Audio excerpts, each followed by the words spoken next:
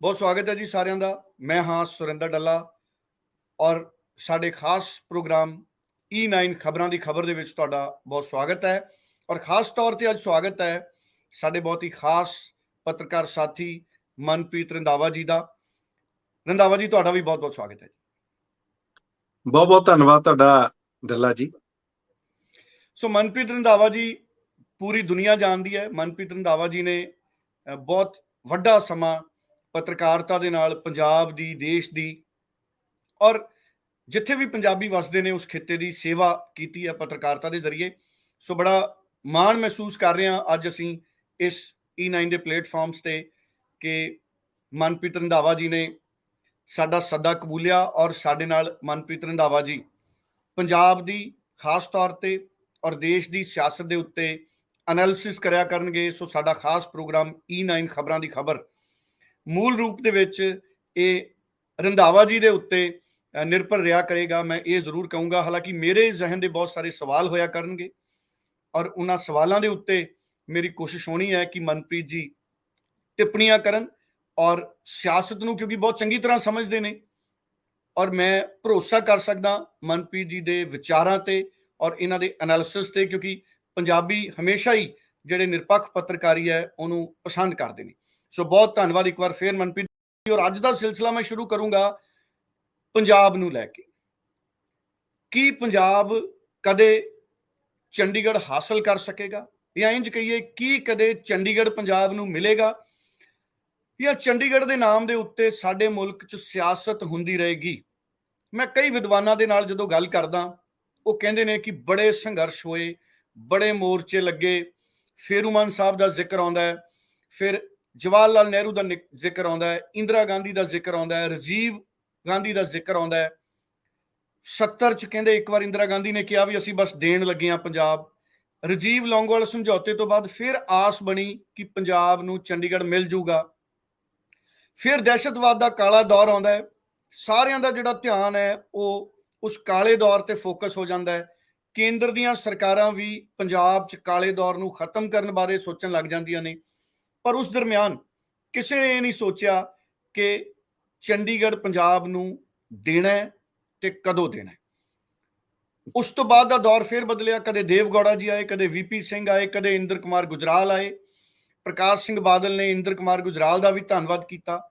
ਅਟਲ ਬਿਹਾਰੀ ਵਾਜਪਾਈ ਆਏ, ਪੰਜਾਬ ਦੇ ਜ਼ਰੀਏ ਪਾਕਿਸਤਾਨ ਬੱਸ ਲੈ ਕੇ ਗਏ, ਪਰ ਅਟਲ ਬਿਹਾਰੀ ਵਾਜਪਾਈ ਨੇ ਵੀ ਚੰਡੀਗੜ੍ਹ ਪੰਜਾਬ ਨੂੰ ਨਹੀਂ ਦਿੱਤਾ। ਪ੍ਰਕਾਸ਼ ਸਿੰਘ ਬਾਦਲ ਨੇ 2014 'ਚ ਨਰਿੰਦਰ ਮੋਦੀ ਦਾ ਸਵਾਗਤ ਕੀਤਾ ਇਹ ਕਹਿ ਕੇ ਕਿ ਨਰਿੰਦਰ ਮੋਦੀ ਅਗਰ ਪ੍ਰਧਾਨ ਮੰਤਰੀ ਬਣਦੇ ਨੇ ਤੇ ਸਾਨੂੰ ਪੰਜਾਬ ਚੰਡੀਗੜ੍ਹ ਮਿਲ ਜਾਏਗਾ ਪੰਜਾਬ ਨੂੰ। ਪ੍ਰਧਾਨ ਮੰਤਰੀ ਬਣੇ ਨਰਿੰਦਰ ਮੋਦੀ ਜੀ, ਪਰ ਪ੍ਰਕਾਸ਼ ਸਿੰਘ ਬਾਦਲ ਚੰਡੀਗੜ੍ਹ ਹਾਸਲ ਨਹੀਂ ਕਰ ਸਕੇ। ਸਿਆਸਤ ਬਹੁਤ ਹੋਈ, ਮਤੇ ਬਹੁਤ ਹੋਏ, ਵਿਰੋਧ ਪ੍ਰਦਰਸ਼ਨ ਬਹੁਤ ਹੋਏ। ਹੁਣ ਆਮ ਆਦਮੀ ਪਾਰਟੀ ਦੀ ਵਾਰੀ ਹੈ। ਆਮ ਆਦਮੀ ਪਾਰਟੀ ਸੱਤਾ 'ਚ ਆਈ, ਨਵੀਂ ਸਿਆਸਤ ਬਦਲਾਅ ਲੋਕ ਲੈ ਕੇ ਆਏ।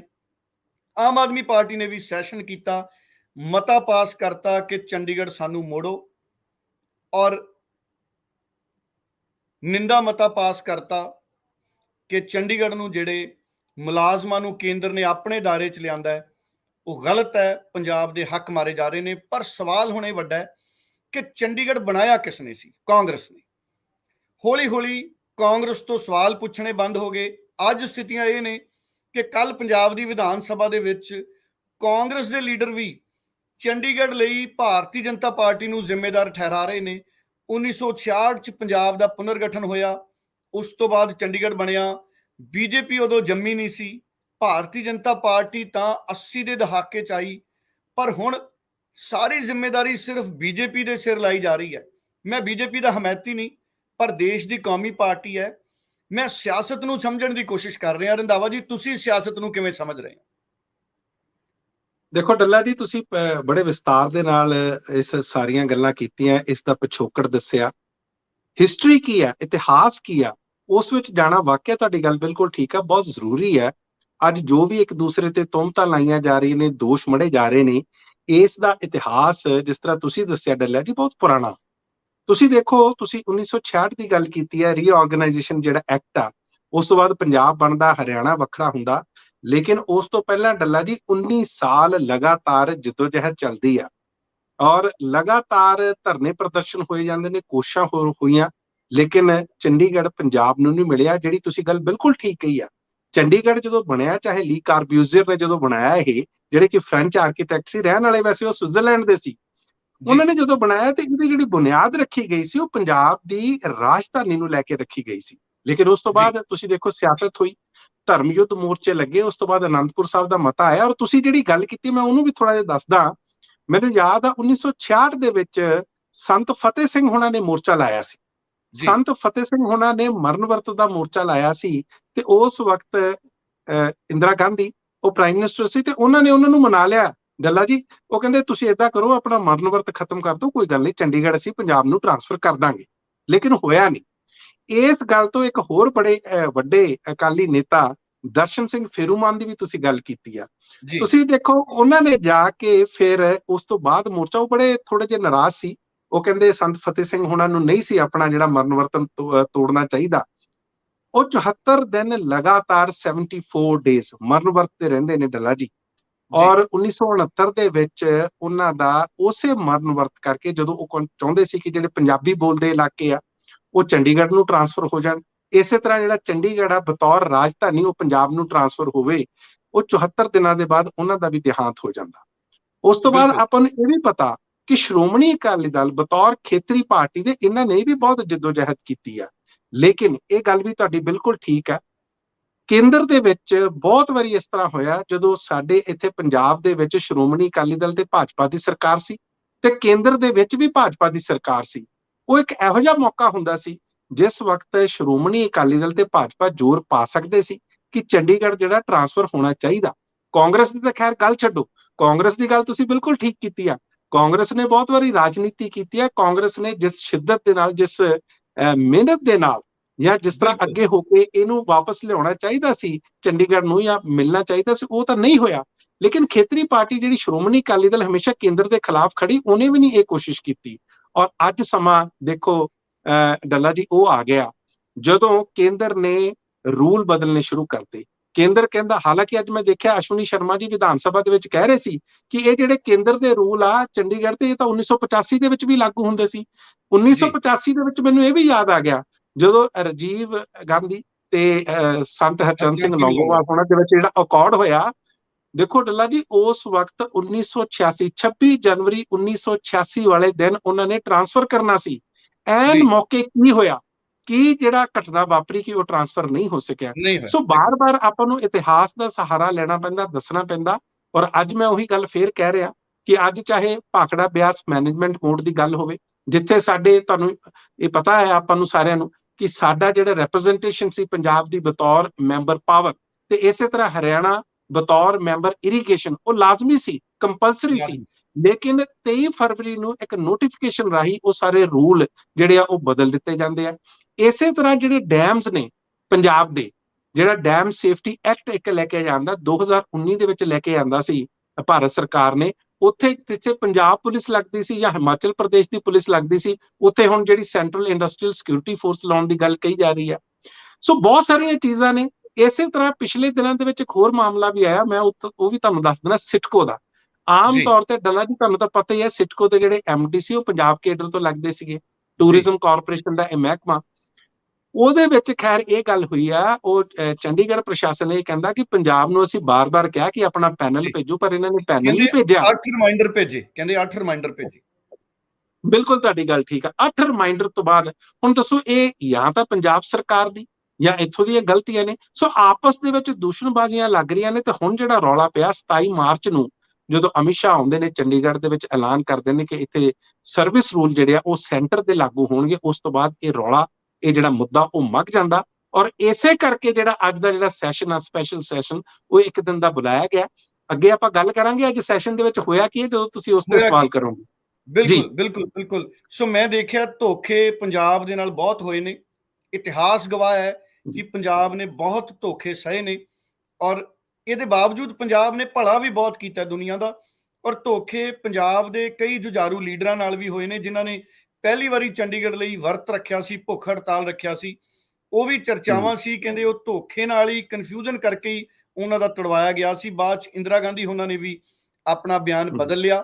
ਪਤਾ ਨਹੀਂ ਉਹ ਪਹਿਲਾਂ ਸੱਚੇ ਸੀ ਜਾਂ ਬਾਅਦ ਦੇ ਵਿੱਚ ਸੱਚੇ ਸੀ, ਰੱਬ ਜਾਣੇ। ਕਿਉਂਕਿ ਜਿਹੜੀ ਸਿਆਸਤ ਹੈ ਨਾ, ਸਿਆਸਤ ਰੰਗ ਐਡੀ ਤੇਜ਼ੀ ਨਾਲ ਬਦਲਦੀ ਹੈ ਕਿ ਕਈ ਵਾਰੀ ਵੱਡੇ ਵੱਡੇ ਜਿਹੜੇ ਧੁਰੰਦਰ ਨੇ ਉਹ ਵੀ ਸਮਝ ਨਹੀਂ ਪਾਉਂਦੇ ਸਿਆਸਤ ਦੇ ਰੁਖ ਨੂੰ। ਪਰ ਮਨਪ੍ਰੀਤ ਜੀ, ਆਮ ਆਦਮੀ ਪਾਰਟੀ ਦੇ ਰੁਖ ਨੂੰ ਕਿਵੇਂ ਸਮਝੀਏ? ਮੈਂ ਬੜਾ ਖੁਸ਼ ਸੀ ਕਿ ਭਗਵੰਤ ਮਾਨ ਨੇ ਸਟੈਂਡ ਲੈ ਲਿਆ। ਭਗਵੰਤ ਮਾਨ ਕਹਿੰਦਾ ਕਿ ਮੈਂ ਹਰ ਹਾਲਤ ਦੇ ਵਿੱਚ ਲੜਾਈ ਲੜਾਂਗਾ, ਸੰਘਰਸ਼ ਕਰੂੰਗਾ, ਚੰਡੀਗੜ੍ਹ ਪੰਜਾਬ 'ਚ ਵਾਪਸ ਲਿਆਵਾਂਗੇ। ਮਤਾ ਪਾਇਆ ਗਿਆ, ਵਿਧਾਨ ਸਭਾ ਦਾ ਸੈਸ਼ਨ ਬੁਲਾਇਆ ਗਿਆ। ਪਰ ਸੈਸ਼ਨ ਬੁਲਾਉਣ ਤੋਂ ਬਾਅਦ ਮੈਨੂੰ ਹੀ ਲੱਗਦਾ ਸੀ ਕਿ ਸ਼ਾਇਦ ਅਗਲੇ ਦਿਨ ਭਗਵੰਤ ਮਾਨ ਲੀਡਰਾਂ ਦੇ ਡੈਲੀਗੇਸ਼ਨ ਨੂੰ ਲੈ ਕੇ ਆਲ ਪਾਰਟੀ ਮੀਟਿੰਗ ਦੇ ਸੱਦੇ ਦੇ ਨਾਲ ਜਾਂ ਤਾਂ ਰਾਸ਼ਟਰਪਤੀ ਕੋਲੇ ਜਾਣਗੇ ਜਾਂ ਪ੍ਰਧਾਨ ਮੰਤਰੀ ਕੋਲੇ ਜਾਣਗੇ, ਚਲੋ ਸਮਾਂ ਮੰਗ ਲੈਣਗੇ। ਪਰ ਉਹ ਸਿੱਧੇ ਗੁਜਰਾਤ ਚਲੇ ਗਏ। ਪੰਜਾਬ ਦੇ ਲਈ ਇੱਕ ਵੱਡੀ ਮੰਗ ਕਰਕੇ ਉਹ ਗੁਜਰਾਤ ਚਲੇ ਗਏ, ਕਿਉਂਕਿ ਅੱਜ ਉਹਨਾਂ ਦੀ ਤਿਰੰਗਾ ਯਾਤਰਾ ਹੈ। ਆਮ ਆਦਮੀ ਪਾਰਟੀ ਦੀ ਇਸ ਮੁੱਦੇ ਤੇ ਪੋਲਿਟਿਕਸ ਨੂੰ ਕਿਵੇਂ ਦੇਖਦੇ ਹੋ? ਕਿਉਂਕਿ ਮੈਂ ਗੱਲ ਇਸ ਕਰਕੇ ਕਰ ਰਿਹਾ ਕਿ ਅਰਵਿੰਦ ਕੇਜਰੀਵਾਲ ਨੇ ਚੋਣਾਂ ਤੋਂ ਪਹਿਲਾਂ ਦਿੱਲੀ 'ਚ ਕਿਹਾ ਸੀ ਕਿ ਅਸੀਂ ਦਿੱਲੀ ਨੂੰ ਪੂਰਨ ਸੂਬੇ ਦਾ ਦਰਜਾ ਦਵਾਵਾਂਗੇ। ਅਰਵਿੰਦ ਕੇਜਰੀਵਾਲ ਦਿੱਲੀ ਨੂੰ ਹੱਕ ਦਿਵਾਉਣ ਦੀ ਲੜਾਈ ਲੜ ਰਹੇ ਨੇ, ਤੀਜੀ ਵਾਰ ਦੇ ਮੁੱਖ ਮੰਤਰੀ ਨੇ। ਉਹ ਕਹਿੰਦੇ ਸੀ ਦਿੱਲੀ ਨੂੰ ਅਸੀਂ ਪੂਰਨ ਸੂਬਾ ਬਣਾਵਾਂਗੇ। ਪਰ ਮੁੱਖ ਮੰਤਰੀ ਬਣਨ ਤੋਂ ਬਾਅਦ ਕੋਈ ਵੱਡਾ ਸੰਘਰਸ਼ ਮੈਨੂੰ ਦਿਖਿਆ ਨਹੀਂ ਅਰਵਿੰਦ ਕੇਜਰੀਵਾਲ ਦਾ ਕਿ ਦਿੱਲੀ ਨੂੰ ਉਹ ਇੱਕ ਫੁੱਲ ਫਲੈਜ ਸਟੇਟ ਬਣਾਉਣ ਦੇ ਲਈ ਯਤਨ ਕਰਦੇ ਹੋਣ। ਕੀ ਭਗਵੰਤ ਮਾਨ ਦੀ ਜਿਹੜੀ ਕੋਸ਼ਿਸ਼ ਹੈ ਉਹ ਸੈਸ਼ਨ ਤੱਕ ਸੀਮਿਤ ਹੈ, ਜਾਂ ਤੁਹਾਨੂੰ ਲੱਗਦਾ ਹੈ ਕਿ ਭਗਵੰਤ ਮਾਨ ਬਹੁਤ ਵੱਡੀ ਲੜਾਈ ਲੜਨਗੇ ਚੰਡੀਗੜ੍ਹ ਦੇ ਲਈ? ਜੀ ਦੇਖੋ ਡੱਲਾ ਜੀ, ਮੈਨੂੰ ਲੱਗਦਾ ਤੁਹਾਡਾ ਜਿਹੜਾ ਸਵਾਲ ਆ ਉਹ ਵਾਕਿਆ ਬਹੁਤ ਰੈਲੇਵੈਂਟ ਆ, ਬਹੁਤ ਅਹਿਮ ਆ। ਤੁਸੀਂ ਦੇਖੋ ਅਰਵਿੰਦ ਕੇਜਰੀਵਾਲ ਹੋਣਾ ਦੀ ਜੇ ਪਿਛਲੀ ਰਾਜਨੀਤੀ ਦੇਖੀਏ, ਪਹਿਲੀ ਵਾਰੀ ਉਹ ਦਿੱਲੀ ਦੇ ਵਿੱਚ ਸਨ 2013 ਦੇ ਵਿੱਚ ਸਰਕਾਰ ਬਣਾਉਂਦੇ ਆ। ਉਸ ਤੋਂ ਬਾਅਦ 2015 ਦੇ ਵਿੱਚ ਬਹੁਤ ਭਾਰੀ ਬਹੁਮਤ ਲੈ ਕੇ ਆਉਂਦੇ ਆ, 17 ਦੇ ਵਿੱਚੋਂ 67 ਸੀਟਾਂ, ਤੇ ਉਸ ਤੋਂ ਬਾਅਦ ਸਨ 2020 ਦੇ ਵਿੱਚ ਵੀ 63 ਸੀਟਾਂ ਉਹ 17 ਚੋਂ ਲੈ ਕੇ ਜਾਂਦੇ ਨੇ, ਯਾਨੀ ਕਿ ਬਹੁਤ ਵੱਡਾ ਬਹੁਮਤ।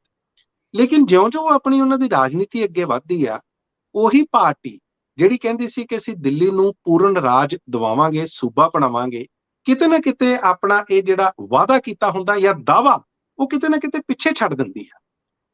ਇੱਕ ਗੱਲ ਇਹਦੇ ਵਿੱਚ ਤਾਂ ਸਾਨੂੰ ਬਹੁਤ ਧਿਆਨ ਰੱਖਣ ਦੀ ਲੋੜ ਆ ਕਿ ਜਦੋਂ ਸਨ 2019 ਦੇ ਵਿੱਚ 5 ਅਗਸਤ ਨੂੰ ਮੈਨੂੰ ਯਾਦ ਆ, ਜਦੋਂ ਜੰਮੂ ਕਸ਼ਮੀਰ ਦਾ ਉਹ ਬਿੱਲ ਆਇਆ, ਜਦੋਂ ਉਹਨਾਂ ਨੂੰ ਯੂਟੀਜ਼ ਦੇ ਵਿੱਚ ਤਬਦੀਲ ਕਰ ਦਿੱਤਾ ਗਿਆ, ਉਸ ਤੋਂ ਬਾਅਦ ਇਹਦਾ ਸਮਰਥਨ ਅਰਵਿੰਦ ਕੇਜਰੀਵਾਲ ਨੇ ਬੜਾ ਖੁੱਲ ਕੇ ਕੀਤਾ ਸੀ। ਔਰ ਬਹੁਤ ਸਾਰੇ ਸਵਾਲ ਉਦੋਂ ਡੱਲਾ ਜੀ ਉੱਠੇ ਸੀ ਕਿ ਇੱਕ ਪਾਰਟੀ ਜਿਹੜਾ ਖੁਦ ਦਾ ਰਾਜ ਜਿਹੜਾ ਖੁੱਲ ਕੇ ਚਾਹੁੰਦੀ ਹੈ ਕਿ ਦਿੱਲੀ ਦਾ ਸੂਬਾ ਬਣੇ, ਉਹ ਜੰਮੂ ਕਸ਼ਮੀਰ ਜਦੋਂ ਯੂਟੀ ਦੀ ਹੈਸੀਅਤ ਹੋ ਜਾਂਦੀ ਹੈ ਉੱਥੇ ਇੱਕ ਸੂਬੇ ਨੂੰ, ਉਸ ਤੇ ਕਿਵੇਂ ਖੁਸ਼ ਹੋ ਸਕਦੇ ਆ, ਉਸ ਤੇ ਕਿੱਦਾਂ ਸਮਰਥਨ ਕਰ ਸਕਦੇ ਆ। ਲੇਕਿਨ ਜਿਉਂ-ਜਿਉਂ ਉਹਨਾਂ ਦੀ ਰਾਜਨੀਤੀ ਵਧਦੀ, ਔਰ ਤੁਹਾਨੂੰ ਪਤਾ ਹੋਣਾ ਕਿ ਉਹਨਾਂ ਨੇ ਜਿਹੜੇ ਕਿ ਨਰਿੰਦਰ ਮੋਦੀ ਉਹਨਾਂ ਦੇ ਖਿਲਾਫ, ਪ੍ਰਧਾਨ ਮੰਤਰੀ ਸਾਡੇ ਮੁਲਕ ਦੇ, ਉਹਨਾਂ ਦੇ ਖਿਲਾਫ ਬੜਾ ਕਿਸੇ ਟਾਈਮ ਖੁੱਲ ਕੇ ਬੋਲਦੇ ਸੀ। ਉਸ ਤੋਂ ਬਾਅਦ ਉਹਨਾਂ ਨੇ ਲਗਭਗ ਬੋਲਣਾ ਵੀ ਬੰਦ ਕਰਤਾ ਸੀ। ਲੇਕਿਨ ਨਾਲ ਹੀ ਹੁਣ ਮੈਂ ਤੁਹਾਨੂੰ ਦੱਸਦਾ ਕਿ 21 ਮਾਰਚ ਵਾਲਾ ਦਿਨ ਆ, ਬੀਤੇ 21 ਮਾਰਚ ਨੂੰ ਵਿਧਾਨ ਸਭਾ ਦੇ ਵਿੱਚ ਉਹਨਾਂ ਦਾ ਭਾਸ਼ਣ ਦੇਖਿਆ ਗਿਆ। ਦਰਅਸਲ ਜਦੋਂ ਤੋਂ ਪੰਜਾਬ ਦੇ ਵਿੱਚ ਉਹਨਾਂ ਨੂੰ ਇੱਕ ਵੱਡਾ ਬਹੁਮਤ ਮਿਲਿਆ, ਦਿੱਲੀ ਦੇ ਵਿੱਚ ਉਹਨਾਂ ਦੀ ਸਰਕਾਰ ਆ, ਉਹਨਾਂ ਨੂੰ ਇੱਕ ਚੀਜ਼ ਪਤਾ ਲੱਗ ਗਈ ਡੱਲਾ ਜੀ ਕਿ ਜੇ ਨੈਸ਼ਨਲ ਲੈਵਲ ਤੇ ਜਾਂ ਮੁਲਕ ਦੇ ਵਿੱਚ ਅਸੀਂ ਆਪਣਾ ਫੈਲਾਅ ਕਰਨਾ ਤੇ ਸਾਨੂੰ ਭਾਰਤੀ ਜਨਤਾ ਪਾਰਟੀ ਦੇ ਨਾਲ ਸਿੱਧਾ ਜਿਹੜਾ ਲੋਹਾ ਲੈਣਾ ਪਊਗਾ। ਜਿਹੜੀ ਅਸੀਂ ਸਪੇਸ ਇਸ ਟਾਈਮ ਖਾ ਰਹੇ ਆ, ਉਹ ਕਾਂਗਰਸ ਪਾਰਟੀ ਦੀ ਤਾਂ ਖਾ ਰਹੇ ਆ, ਪਰ ਜੇ ਅਸੀਂ ਵੱਡੇ ਲੈਵਲ ਤੇ ਉੱਭਰਨਾ ਤੇ ਫਿਰ ਸਾਨੂੰ ਭਾਰਤੀ ਜਨਤਾ ਪਾਰਟੀ ਦੇ ਨਾਲ ਸਿੱਧਾ ਟਕਰਾਅ ਕਰਨਾ ਪਊਗਾ। ਔਰ ਇਸ ਟਕਰਾਅ ਦਾ ਇੱਕ ਕਾਰਨ ਮੈਂ ਅਖੀਰਲੀ ਲਾਈਨ 'ਚ ਕਹਿ ਦਿੰਦਾ, ਇੱਥੋਂ ਵੀ ਉੱਭਰਿਆ ਜਦੋਂ ਉੱਥੋਂ ਦੀਆਂ ਦਿੱਲੀ ਦੀਆਂ 3 ਮਿਊਨਿਸਪਲ ਕਾਰਪੋਰੇਸ਼ਨਸ ਨੂੰ ਕੇਂਦਰ ਨੇ ਇੱਕ ਕਰਨ ਦਾ ਫੈਸਲਾ ਕੀਤਾ। ਉਸ ਦਾ ਬਿੱਲ ਵੀ ਕੱਲ ਅਮਿਤ ਸ਼ਾਹ ਜੀ ਨੇ ਲੋਕ ਸਭਾ ਦੇ ਵਿੱਚ ਪੇਸ਼ ਕਰਤਾ, ਉਸ ਬਾਰੇ ਵੀ ਆਪਾਂ ਗੱਲ ਕਰਾਂਗੇ। ਤੁਸੀਂ ਕੁਝ ਕਹਿ ਰਹੇ ਸੀ ਡੱਲਾ ਜੀ। ਮੈਨੂੰ ਲੱਗਦਾ ਜਿਹੜੀਆਂ ਨਗਰ ਨਿਗਮਾਂ ਨੂੰ ਇੱਕ ਕਰਨ ਦਾ ਫੈਸਲਾ ਕੀਤਾ, ਉਹ ਪੰਜਾਬ ਦੇ ਨਤੀਜੇ ਦੇ ਫੌਰਨ ਬਾਅਦ ਕੀਤਾ, ਕਿਉਂਕਿ ਅਰਵਿੰਦ ਕੇਜਰੀਵਾਲ ਨੂੰ ਟੌਨਿਕ ਮਿਲ ਗਿਆ ਪੰਜਾਬ ਦੀ ਜਿੱਤ ਦੇ ਨਾਲ। ਸ਼ਾਇਦ ਅਰਵਿੰਦ ਕੇਜਰੀਵਾਲ ਦੇ ਸਲਾਹਕਾਰਾਂ ਨੇ ਉਹਨਾਂ ਨੂੰ ਸਮਝਾਇਆ ਹੋਣਾ ਕਿ ਇਹ ਵਕਤ ਹੈ ਜਦੋਂ ਨਵੇਂ ਸਿਰੇ ਤੋਂ ਤੁਸੀਂ ਪ੍ਰਧਾਨ ਮੰਤਰੀ ਨਰਿੰਦਰ ਮੋਦੀ ਨੂੰ ਸਵਾਲਾਂ ਦੇ ਵਿੱਚ ਲੈ ਕੇ ਆਓ। ਕਿਉਂਕਿ ਪੰਜਾਬ ਦੀ ਜਿੱਤ ਮੈਨੂੰ ਇਹ ਲੱਗਦਾ ਕਿ ਸਿਰਫ ਆਮ ਆਦਮੀ ਪਾਰਟੀ ਦੀ ਜਿੱਤ ਨਹੀਂ, ਜਿਹੜੀ ਪੰਜਾਬ ਦੀ ਜਿੱਤ ਹੈ ਉਹ ਅਕਾਲੀ ਦਲ ਤੇ ਕਾਂਗਰਸ ਦੀ ਹਾਰ ਜ਼ਿਆਦਾ ਹੈ। ਕਿਉਂਕਿ ਕਾਂਗਰਸ ਦੇ ਲੀਡਰ ਔਰ ਅਕਾਲੀ ਦਲ ਦੇ ਲੀਡਰ ਨਾ ਤਾਂ ਪੰਜਾਬ ਦੇ ਹੱਕਾਂ ਲਈ ਲੜ ਸਕੇ ਔਰ ਨਾ ਉਹਨਾਂ ਨੇ ਇਮਾਨਦਾਰੀ ਵਾਲਾ ਸ਼ਾਸਨ ਦਿੱਤਾ। ਕਰਪਸ਼ਨ ਬਹੁਤ ਜ਼ਿਆਦਾ ਹੋਈ ਪੰਜਾਬ 'ਚ, ਇਹਦੇ 'ਚ ਕੋਈ ਦੋ ਰਾਏ ਨਹੀਂ ਹੈ ਕਿ ਅਕਾਲੀ ਦਲ ਔਰ ਕਾਂਗਰਸ ਨੇ ਪੰਜਾਬ 'ਚ ਕਰਪਸ਼ਨ ਦਾ ਪੱਧਰ ਇੰਨਾ ਜ਼ਿਆਦਾ ਵਧਾ ਦਿੱਤਾ ਕਿ ਅੱਜ ਭਗਵੰਤ ਮਾਨ ਨੇ ਜਦੋਂ ਕਿਹਾ ਕਿ ਵੀਡੀਓ ਬਣਾ ਕੇ ਭੇਜੋ, ਤੇ ਲੋਕਾਂ ਨੂੰ ਉਹ ਗੱਲ ਬੜੀ ਪਸੰਦ ਆਈ। ਔਰ ਮੈਨੂੰ ਲੱਗਦਾ ਕਿ ਪੰਜਾਬ ਦੀ ਸੱਤਾ ਆਉਣ ਦੇ ਨਾਲ ਅਰਵਿੰਦ ਕੇਜਰੀਵਾਲ ਨੂੰ ਮਹਿਸੂਸ ਕੀਤਾ ਕਿ ਹੁਣ ਅਸੀਂ ਨਰਿੰਦਰ ਮੋਦੀ ਉਹਨਾਂ ਨੂੰ ਸਵਾਲਾਂ 'ਚ ਰੱਖੀਏ, ਕਿਉਂਕਿ ਦੇਸ਼ 'ਚ ਕਾਂਗਰਸ ਕਮਜ਼ੋਰ ਹੋ ਰਹੀ ਹੈ ਔਰ ਪੰਜਾਬ ਦੀ ਤਰ੍ਹਾਂ ਲੋਕ ਸੋਚ ਸਕਦੇ ਨੇ ਕਿ ਅਸੀਂ ਆਮ ਆਦਮੀ ਪਾਰਟੀ ਵਾਲੇ ਪਾਸੇ ਜਾਈਏ। ਪਰ ਸਵਾਲ ਇੱਕ ਬਹੁਤ ਵੱਡਾ ਹੈ, ਦੇਸ਼ 'ਚ ਪਹਿਲਾਂ ਹੀ ਭਾਰਤੀ ਜਨਤਾ ਪਾਰਟੀ ਇੱਕ ਵੱਡਾ ਥਾਂ ਬਣਾ ਚੁੱਕੀ ਹੈ ਔਰ ਬੀਜੇਪੀ ਜਿਸ ਵੀ ਸੂਬੇ ਦੇ ਵਿੱਚ ਬਹੁਤ ਗਿਣਤੀ ਪਾਰਟੀਆਂ ਮੁਕਾਬਲੇ 'ਚ ਨੇ, ਉੱਥੇ ਬੀਜੇਪੀ ਬੜੀ ਆਸਾਨੀ ਨਾਲ ਜਿੱਤਦੀ ਹੈ। ਪਰ ਪੰਜਾਬ 'ਚ ਇਸ ਵਾਰ ਅਕਾਲੀ ਦਲ ਔਰ ਕਾਂਗਰਸ ਦੋਵੇਂ ਬਹੁਤ ਜ਼ਿਆਦਾ ਪਛੜ ਚੁੱਕੀਆਂ ਸੀ। ਮੈਨੂੰ ਲੱਗਦਾ ਸ਼ਾਇਦ ਪੰਜਾਬ 'ਚ ਬੀਜੇਪੀ ਆਪਣੀ ਥਾਂ ਨਹੀਂ ਬਣਾ ਸਕੀ। ਕਿਸਾਨ ਅੰਦੋਲਨ ਵੀ ਉਹਦਾ ਇੱਕ ਵੱਡਾ ਕਾਰਨ ਹੈ, ਨਹੀਂ ਤਾਂ ਬੀਜੇਪੀ ਸ਼ਾਇਦ ਤਕੜਾ ਮੁਕਾਬਲਾ ਦਿੰਦੀ। ਜਿਹੜੀ ਥਾਂ ਆਪ ਲੈ ਗਈ ਉਹ ਬੀਜੇਪੀ ਲੈ ਕੇ ਜਾ ਸਕਦੀ ਸੀ ਅਗਰ ਨਰਿੰਦਰ ਮੋਦੀ ਉਹਨਾਂ ਨੇ ਕਿਸਾਨਾਂ ਦੇ ਮਾਮਲੇ ਦੇ ਵਿੱਚ ਖੁੱਲ ਕੇ ਸ਼ੁਰੂਆਤ ਦੇ ਵਿੱਚ ਹੀ ਸਾਥ ਦਿੱਤਾ ਹੁੰਦਾ ਪੰਜਾਬ ਦੇ ਕਿਸਾਨਾਂ ਨਾਲ। ਪਰ ਮੇਰਾ ਇੱਕ ਸਵਾਲ ਹਜੇ ਵੀ ਖੜਾ ਹੈ, ਚੰਡੀਗੜ੍ਹ ਦੇ ਮਾਮਲੇ ਤੇ ਭਗਵੰਤ ਦੀ ਸਿਆਸਤ ਨੂੰ ਔਰ ਅਰਵਿੰਦ ਕੇਜਰੀਵਾਲ ਦੀ ਸਿਆਸਤ ਨੂੰ ਕਿਵੇਂ ਵੇਖਦੇ ਹੋ? ਕੀ ਇਹ ਸੈਸ਼ਨ ਅਰਵਿੰਦ ਕੇਜਰੀਵਾਲ ਦੇ ਦਿਮਾਗ ਦੀ ਕਾਢ ਸੀ ਜਾਂ ਇਹ ਭਗਵੰਤ ਮਾਨ ਦੀ ਸੋਚ ਸੀ? ਮੈਨੂੰ ਲੱਗਦਾ ਡੱਲਾ ਜੀ ਇਹ ਇਸ ਟਾਈਮ ਆਮ ਆਦਮੀ ਪਾਰਟੀ ਦੀ ਮਜਬੂਰੀ ਹੈ, ਕਿਉਂਕਿ ਵਿਰੋਧ ਇੰਨਾ ਹੋਣ ਲੱਗ ਗਿਆ। ਦੇਖੋ, ਰਵਾਇਤੀ ਪਾਰਟੀਆਂ ਦਾ ਕੀ ਇਤਿਹਾਸ ਰਿਹਾ, ਪਿਛੋਕੜ ਕੀ ਰਿਹਾ, ਉਹ ਆਪਾਂ ਨੂੰ ਸਾਰਿਆਂ ਨੂੰ ਪਤਾ। ਇਸ ਇਲੈਕਸ਼ਨ ਦੇ ਵਿੱਚ, ਪੰਜਾਬ ਦੀਆਂ ਚੋਣਾਂ ਦੇ ਵਿੱਚ, ਜੇ ਰਵਾਇਤੀ ਪਾਰਟੀਆਂ ਨੂੰ, ਜਿਹੜੀਆਂ ਟ੍ਰੈਡੀਸ਼ਨਲ ਪਾਰਟੀਆਂ ਆ, ਜੇ ਉਹਨਾਂ ਨੂੰ ਰੱਦ ਕੀਤਾ ਗਿਆ ਤੇ ਇਸ ਗੱਲ ਦਾ ਵੀ ਆਮ ਆਦਮੀ ਪਾਰਟੀ ਨੂੰ ਇਲਮ ਆ। ਤੁਹਾਡੀ ਗੱਲ ਨਾਲ ਮੈਂ ਬਿਲਕੁਲ 100% ਸਹਿਮਤ ਹਾਂ ਕਿ ਇਹ ਜਿਹੜੀ ਵੋਟ ਪਈ ਹੈ ਇਸ ਵਾਰੀ, ਉਹ ਆਮ ਆਦਮੀ ਪਾਰਟੀ ਦੇ ਪੱਖ 'ਚ ਘੱਟ ਤੇ ਵਿਰੋਧੀ ਪਾਰਟੀਆਂ ਦੇ ਖਿਲਾਫ ਪਈ ਆ। ਤੁਸੀਂ ਦੇਖੋ, ਆਮ ਆਦਮੀ ਪਾਰਟੀ ਦੀ ਜਦੋਂ ਕਾਂਗਰਸ ਦੇ ਵਿੱਚ ਜਿਸ ਤਰ੍ਹਾਂ ਆਪਸ ਦੇ ਵਿੱਚ ਮਤਭੇਦ ਉਭਰੇ, ਟਕਰਾਅ ਉਭਰੇ ਔਰ ਆਪਸ ਦੇ ਵਿੱਚ ਲੜਾਈਆਂ ਉੱਭਰ ਕੇ ਸਾਹਮਣੇ ਆਈਆਂ, ਮੀਡੀਆ ਦੇ ਵਿੱਚ ਗਈਆਂ, ਕਾਂਗਰਸ ਜਿਹੜੀ ਬੜੀ ਮਜ਼ਬੂਤ ਲੱਗਦੀ ਸੀ ਲਗਭਗ ਮਹੀਨਾ ਪਹਿਲਾਂ ਚੋਣਾਂ ਦੇ ਵਿੱਚ, ਉਹ ਲਗਭਗ ਜਿਹੜੀ ਉਹ ਖਿਲਰ ਗਈ। ਉਸ ਦੇ ਨਾਲ ਜਿਹੜੀ ਉਹਨਾਂ ਦੇ ਵੋਟ ਪਰਸੈਂਟੇਜ ਤੇ ਜਾਂ ਉਹਨਾਂ ਨੂੰ ਵੋਟਾਂ ਮਿਲਣ ਦੇ ਵਿੱਚ ਬਹੁਤ ਫਰਕ ਪਿਆ। ਇਸ ਚੀਜ਼ ਦਾ ਜਿਹੜਾ ਸਿੱਧਾ ਫਾਇਦਾ ਸੀ ਉਹ ਆਮ ਆਦਮੀ ਪਾਰਟੀ ਨੂੰ ਮਿਲਿਆ, ਕਿਉਂਕਿ ਉਹਨਾਂ ਨੇ ਆਪਣਾ ਮੁੱਖ ਮੰਤਰੀ ਵੀ ਐਲਾਨਿਆ। ਜਿਹੜੀ ਤੁਸੀਂ ਗੱਲ ਕਹੀ ਹੈ, ਤੁਹਾਡਾ ਜਿਹੜਾ ਮੂਲ ਪ੍ਰਸ਼ਨ ਆ ਕਿ ਹੁਣ ਉਹ ਚੰਡੀਗੜ੍ਹ ਦੇ ਮਸਲੇ, ਮੈਨੂੰ ਲੱਗਦਾ ਕਿ ਆਮ ਆਦਮੀ ਪਾਰਟੀ ਤੋਂ ਇਸ ਗੱਲ ਦੀ ਤਵੱਕੋ ਕੀਤੀ ਜਾਂਦੀ ਆ। ਇਹ ਗੱਲ ਅਰਵਿੰਦ ਕੇਜਰੀਵਾਲ ਹੋਣੀ ਤਾਂ ਚੁੱਪ ਰਹਿ ਸਕਦੇ ਨੇ, ਕਿਉਂਕਿ ਅਰਵਿੰਦ ਕੇਜਰੀਵਾਲ ਹੋਣਾ ਤੇ ਅਕਸਰ ਦੋਸ਼ ਇਹ ਲੱਗਦੇ ਸੀ ਕਿ ਉਹ ਪੰਜਾਬ ਦੇ ਮੁੱਦਿਆਂ ਤੇ ਸੰਜੀਦਾ ਨਹੀਂ ਆ। ਅਕਸਰ ਪੰਜਾਬ ਦੇ ਮੁੱਦਿਆਂ ਨੂੰ ਉਹ ਸੀਰੀਅਸਲੀ ਟੇਕ ਅਪ ਨਹੀਂ ਕਰਦੇ ਆ, ਖਾਸ ਤੌਰ ਤੇ ਜਿਹੜੇ ਵੱਡੇ ਮੁੱਦੇ ਆ, ਜਿਵੇਂ SYL, ਸਤਲੁਜ ਯਮੁਨਾ ਲਿੰਕ ਨਾਲ ਦਾ ਪਾਣੀਆਂ ਦਾ ਮੁੱਦਾ ਹੋਵੇ, ਜਾਂ ਈਵਨ ਕਿਸਾਨਾਂ ਦੇ ਮੁੱਦੇ ਤੇ ਵੀ ਉਹਨਾਂ ਦੇ ਸਵਾਲ ਉੱਠੇ ਸੀ। ਯਾਦ ਹੋਣਾ ਤੁਹਾਨੂੰ, ਜਦੋਂ ਬਲਬੀਰ ਸਿੰਘ ਰਾਜੇਵਾਲ ਹੋਣਾ ਦੀ ਪਾਰਟੀ ਦੇ ਨਾਲ ਇੱਕ ਵਾਰੀ ਉਹਨਾਂ ਨੇ ਗੱਠਜੋੜ ਕਰਨਾ ਸੀ, ਖੈਰ ਉਹ ਗੱਠਜੋੜ ਸਿਰੇ ਨਹੀਂ ਚੜਿਆ। ਬਾਅਦ ਦੇ ਵਿੱਚ ਬਲਬੀਰ ਸਿੰਘ ਰਾਜੇਵਾਲ ਹੋਣਾ ਨੇ ਬੜੇ ਤਰ੍ਹਾਂ ਦੇ ਇਲਜ਼ਾਮ ਵੀ ਲਾਏ ਸੀ। ਉਸ ਤੋਂ ਬਾਅਦ ਅਰਵਿੰਦ ਕੇਜਰੀਵਾਲ ਹੋਣਾ ਦੀ ਦਿੱਲੀ ਸਰਕਾਰ ਪੰਜਾਬ ਤੇ ਕਿਸਾਨਾਂ ਦੇ ਜਿਹੜਾ ਪੋਲਿਊਸ਼ਨ ਫੈਲਾਉਣ ਦੇ ਵੀ ਇਲਜ਼ਾਮ ਲਾਉਂਦੇ ਰਹੇ। ਉਹ ਤਾਂ ਖੈਰ ਸੁਪਰੀਮ ਕੋਰਟ ਨੇ ਬਾਅਦ ਜਾ ਕੇ ਇਹ ਗੱਲ ਸਪਸ਼ਟ ਕੀਤੀ ਕਿ ਇਕੱਲੇ ਕਿਸਾਨ ਇਸ ਲਈ ਜ਼ਿੰਮੇਵਾਰ ਨਹੀਂ ਆ। ਸੋ ਬਹੁਤ ਸਾਰੇ ਇਸ ਤਰ੍ਹਾਂ ਦੇ ਮੁੱਦੇ ਸੀ। ਹਾਂਜੀ, ਪਰਾਲੀ ਨੂੰ ਲੈ ਕੇ ਪੰਜਾਬ ਖੇਤੀਬਾੜੀ ਯੂਨੀਵਰਸਿਟੀ ਦੇ ਜਿਹੜੇ ਐਕਸਪਰਟ ਨੇ, ਉਹਨਾਂ ਨੇ ਵੀ ਕਈ ਵਾਰੀ ਕਿਹਾ ਸੀ ਕਿ ਪੰਜਾਬ ਦੇ ਵਿੱਚ ਜਿਹੜੀ ਪੈਲੀ ਹੈ, ਜਿਹੜੀ ਸਟਰਾ ਬਰਨਿੰਗ ਹੈ, ਉਹਦਾ ਇੰਨਾ ਜ਼ਿਆਦਾ ਪ੍ਰਦੂਸ਼ਣ ਦਿੱਲੀ 'ਚ ਨਹੀਂ ਹੋ ਸਕਦਾ, ਕਿਉਂਕਿ ਵਿੱਚ ਹਰਿਆਣਾ ਪੈਂਦਾ। ਫਿਰ ਤਾਂ ਹਰਿਆਣੇ 'ਚ ਵੀ ਦਿਨੇ ਰਾਤ ਹੋ ਜੇ, ਅਗਰ ਦਿੱਲੀ ਦੇ ਵਿੱਚ ਦਿਨੇ ਰਾਤ ਹੋਣੀ ਹੈ। ਔਰ ਮੈਂ ਦਿੱਲੀ ਦੀਆਂ ਉਹ ਰਾਤਾਂ, ਮਨਪ੍ਰੀਤ ਰੰਧਾਵਾ ਜੀ, ਕਈ ਵਾਰੀ ਵੇਖੀਆਂ ਨੇ ਜਦੋਂ ਪੰਜਾਬ 'ਚ ਪਰਾਲੀ ਨਹੀਂ ਸੀ ਸੜਦੀ ਹੁੰਦੀ, ਪਰ ਦਿੱਲੀ 'ਚ ਕੋਰਾ ਔਰ ਪ੍ਰਦੂਸ਼ਣ ਦਾ ਪੱਧਰ ਅਜਿਹਾ ਹੁੰਦਾ ਸੀ ਕਿ 5 ਵਜੇ ਲੱਗਦਾ ਸੀ ਕਿ ਸ਼ਾਇਦ ਰਾਤ ਦੇ 8 ਵੱਜ ਗਏ ਨੇ। ਸੋ ਇਸ ਕਰਕੇ ਮੈਂ ਤਾਂ ਖੁਦ ਉਹ ਸਮਾਂ ਹੰਢਾਇਆ ਹੋਇਆ। ਮੈਂ ਨਹੀਂ ਮੰਨਦਾ ਕਿ ਕੱਲੀ ਪਰਾਲੀ ਕਰਕੇ ਦਿੱਲੀ ਦੇ ਵਿੱਚ ਇੰਨਾ ਪ੍ਰਦੂਸ਼ਣ ਸੀਗਾ। ਸੋ ਇਸ ਕਰਕੇ ਬਿਲਕੁਲ ਠੀਕ ਹੈ ਤੁਹਾਡੀ ਗੱਲ ਕਿ ਇਸ ਤਰ੍ਹਾਂ ਦੀਆਂ ਜਿਹੜੀਆਂ ਸਿਆਸਤ ਦੀਆਂ ਜਿਹੜੀਆਂ ਇਲਜ਼ਾਮਬਾਜ਼ੀਆਂ ਨੇ ਉਹ ਬੜੀਆਂ ਹੋਈਆਂ ਨੇ ਪੰਜਾਬ ਦੇ ਵਿੱਚ। ਮਨਪ੍ਰੀਤ ਜੀ, ਇੱਕ ਸਵਾਲ ਮੇਰੇ ਜ਼ਿਹਨ ਦੇ ਵਿੱਚ ਇੱਕ ਹੋਰ ਹੈ ਬੜਾ। ਮੈਂ ਕੱਲ ਦੇ ਵਿਧਾਨ ਸਭਾ ਸੈਸ਼ਨ ਨੂੰ ਵੀ ਨਾਲ ਲਾਉਂਗਾ। ਕੱਲ ਦੇ ਵਿਧਾਨ ਸਭਾ ਸੈਸ਼ਨ ਦੇ ਵਿੱਚ ਇਹ ਪ੍ਰੋਜੈਕਟ ਕਰਨ ਦੀ ਕੋਸ਼ਿਸ਼ ਕੀਤੀ ਗਈ ਕਿ ਪਾਰਲੀਮੈਂਟ ਦੇ ਵਿੱਚ ਵੀ ਜਦੋਂ ਭਗਵੰਤ ਮਾਨ ਸੀਗੇ, ਉਹਨਾਂ ਨੇ ਕਿਸਾਨ ਅੰਦੋਲਨ ਤੇ 7 ਸਾਲ ਪੰਜਾਬ ਦੇ ਮੁੱਦਿਆਂ ਤੇ ਇੰਨੀ ਆਵਾਜ਼ ਬੁਲੰਦ ਕੀਤੀ ਤੇ ਹਰਪਾਲ ਚੀਮਾ ਜੀ ਵਿਰੋਧੀ ਧਿਰਾਂ ਨੂੰ ਇਹ ਕਹਿ ਗਏ ਕਿ ਸ਼ਾਇਦ ਉਹਨਾਂ ਦਾ ਯੋਗਦਾਨ ਨਹੀਂ ਸੀ। ਉਹ ਇਸ ਕਰਕੇ ਕਹਿ ਰਹੇ ਸੀ ਕਿ ਭਗਵੰਤ ਮਾਨ ਜੀ ਦੀ ਐਡੀ ਵੱਡੀ ਕੰਟਰੀਬਿਊਸ਼ਨ ਹੈ ਤੇ ਹੁਣ ਜੇ ਚੰਡੀਗੜ੍ਹ ਦੇ ਮਸਲੇ ਤੇ ਵੀ ਲੜਾਈ ਲੜਨੀ ਹੈ ਤੇ ਭਗਵੰਤ ਮਾਨ ਜੀ ਹੀ ਲੜਨਗੇ। ਤੇ ਵਿਰੋਧੀਆਂ ਨੇ ਬੜਾ ਇਤਰਾਜ਼ ਕੀਤਾ। ਪ੍ਰਤਾਪ ਬਾਜਵਾ ਜੀ ਵੀ ਇਹਦੇ ਤੇ ਕਾਫੀ ਜ਼ਿਆਦਾ ਨਾਖੁਸ਼ ਦਿਖੇ। ਪ੍ਰਤਾਪ ਬਾਜਵਾ ਦਾ ਮੈਂ ਭਾਸ਼ਣ ਸੁਣਿਆ, ਦਿਲ ਨੂੰ ਸਕੂਨ ਦੇਣ ਵਾਲਾ ਭਾਸ਼ਣ ਸੀ ਇੱਕ ਲੀਡਰ ਦੇ ਤੌਰ ਤੇ, ਕਿਉਂਕਿ ਉਹਨਾਂ ਨੇ ਬੜੀ ਸੱਚਾਈ ਦੇ ਨਾਲ ਆਪਣੀ ਗੱਲ ਅੱਗੇ ਰੱਖੀ। ਤੁਸੀਂ ਇਸ ਟੀਕਾ ਟਿੱਪਣੀ ਤੇ ਔਰ ਭਗਵੰਤ ਮਾਨ ਦੀ ਕਾਬਲੀਅਤ ਚੰਡੀਗੜ੍ਹ ਪੰਜਾਬ ਨੂੰ ਦਿਵਾਉਣ ਦੇ ਮੁੱਦੇ ਤੇ ਕਿੰਨੀ ਕੁ ਦੇਖਦੇ ਹੋ? ਦੇਖੋ, ਮੈਨੂੰ ਇੱਕ ਲੱਗਦਾ ਸਭ ਤੋਂ ਪਹਿਲਾਂ ਤਾਂ ਭਗਵੰਤ ਮਾਨ ਹੋਣਾ ਤੇ ਉਹਨੇ ਬਤੌਰ ਮੁੱਖ ਮੰਤਰੀ ਇੱਕ ਗੱਲ ਉਹਨਾਂ ਨੇ ਬੜੀ ਸਪਸ਼ਟ ਕਰਤੀ। ਉਹ ਕਹਿੰਦੇ ਅਸੀਂ ਪੂਰੀ ਪਾਰਦਰਸ਼ਤਾ ਦੇ ਨਾਲ, ਪੂਰੀ ਟਰਾਂਸਪੇਰੈਂਸੀ ਦੇ ਨਾਲ ਇਹ ਮੁੱਦਿਆਂ ਨੂੰ ਲਾਵਾਂਗੇ। ਇਹ ਨਹੀਂ ਹੋਊਗਾ ਕਿ ਸਾਡੇ ਮਨ ਦੇ ਵਿੱਚ ਕੁਛ ਹੋਰ, ਦਿਲ ਦੇ ਵਿੱਚ ਕੁਛ ਹੋਰ, ਤੇ ਸਾਡੀਆਂ ਜਿਹੜੀਆਂ ਟਿੱਪਣੀਆਂ ਨੇ ਜਾਂ ਸਾਡੀਆਂ ਸਟੇਟਮੈਂਟਸ ਨੇ ਜਾਂ ਸਾਡਾ ਜਿਹੜਾ ਸਾਡਾ ਬਾਹਰਲਾ ਰਵੱਈਆ ਉਹ ਵੱਖਰਾ ਹੋਊਗਾ। ਉਹ ਕਹਿੰਦੇ ਇਸ ਤਰ੍ਹਾਂ ਇਸ ਵਾਰੀ ਨਹੀਂ ਹੋਊਗਾ। ਜਿੱਥੋਂ ਤੱਕ ਤੁਸੀਂ ਹਰਪਾਲ ਚੀਮਾ ਹੋਣੇ ਦੀ ਫਾਈਨੈਂਸ ਮਿਨਿਸਟਰ ਨੇ ਨੰਬਰ 2 ਤੇ ਆਉਂਦੇ ਨੇ, ਜਦੋਂ ਉਹਨਾਂ ਨੇ ਗੱਲ ਕੀਤੀ ਕਿ ਸਾਡੇ ਜਿਹੜੇ 19 ਐਮਪੀਜ਼ ਨੇ, 7 ਸਾਡੇ ਰਾਜ ਸਭਾ ਦੇ ਤੇ ਸਾਡੇ ਜਿਹੜੇ 13 ਹੋਰ ਟੋਟਲ 20 ਹੈ, ਲੇਕਿਨ ਉਹਨਾਂ ਨੇ ਭਗਵੰਤ ਮਾਨ ਨੂੰ ਬਾਹਰ ਛੱਡਤਾ। ਉਹ ਕਹਿੰਦੇ 19 ਦੇ 19 ਉਹਨਾਂ ਨੇ ਤਾਂ ਸ਼ਬਦ ਜਿਹੜਾ ਵਰਤਿਆ ਸੀ ਉਹ ਕਹਿੰਦੇ ਮੱਖੀਆਂ ਮਾਰਦੇ ਰਹੇ। ਤੇ ਫਿਰ ਪ੍ਰਤਾਪ ਬਾਜਵਾ ਜੀ ਉੱਠੇ, ਉਹ ਕਹਿੰਦੇ ਉਹਨਾਂ ਨੇ ਬਲਕਿ ਅਮਨ ਅਰੋੜਾ ਨੂੰ ਇਹ ਗੱਲ ਕਹੀ, ਕਹਿੰਦੇ ਅਮਨ ਅਰੋੜਾ ਜੀ ਤੁਸੀਂ ਭੁੱਲੋ ਨਾ, ਤੁਹਾਡੇ ਜਿਹੜੇ ਪਿਤਾ ਜੀ ਸੀ ਉਹ ਵੀ ਕਾਂਗਰਸੀ, ਫਿਰ ਕੀ ਗੱਲ ਉਹ ਵੀ ਮੱਖੀਆਂ ਮਾਰਦੇ ਨੇ? ਮੰਤਰੀ ਰਹੇ ਜੀ। ਹਾਂਜੀ। ਔਰ ਤੁਸੀਂ ਇੱਕ ਚੀਜ਼ ਹੋਰ ਦੇਖੋ ਇਹਦੇ ਵਿੱਚ ਡੱਲਾ ਜੀ, ਲੇਕਿਨ ਮੈਨੂੰ ਇੱਕ ਗੱਲ ਆਉਂਦੀ ਹੈ ਕਿ ਜਦੋਂ ਪ੍ਰਤਾਪ ਬਾਜਵਾ ਉਹਨਾਂ ਨੇ ਕਿਹਾ ਕਿ ਅੱਜ ਦਾ ਦਿਨ ਹੈ, ਕਿਉਂਕਿ ਜਿਹੜਾ ਉਹਨਾਂ ਨੇ ਕੱਲ ਦੀ ਗੱਲ ਕੀਤੀ ਹੈ 1 ਅਪ੍ਰੈਲ ਦੀ, ਉਹ ਕਹਿੰਦੇ 1 ਅਪ੍ਰੈਲ ਜਿਹੜਾ ਨਾਨ ਸੀਰੀਅਸ ਡੇ ਹੁੰਦਾ, ਆਪਾਂ ਨੂੰ ਪਤਾ ਹੀ ਹੈ ਬਚਪਨ ਤੋਂ ਕਿ ਅਪ੍ਰੈਲ ਫੂਲ ਦੀ ਗੱਲ ਹੁੰਦੀ ਆ, ਲੇਕਿਨ ਇਸ ਚੀਜ਼ ਤੇ ਉਹਨਾਂ ਦੀ ਬੜੀ ਤਿੱਖੀ ਆਲੋਚਨਾ ਵੀ ਹੋਈ।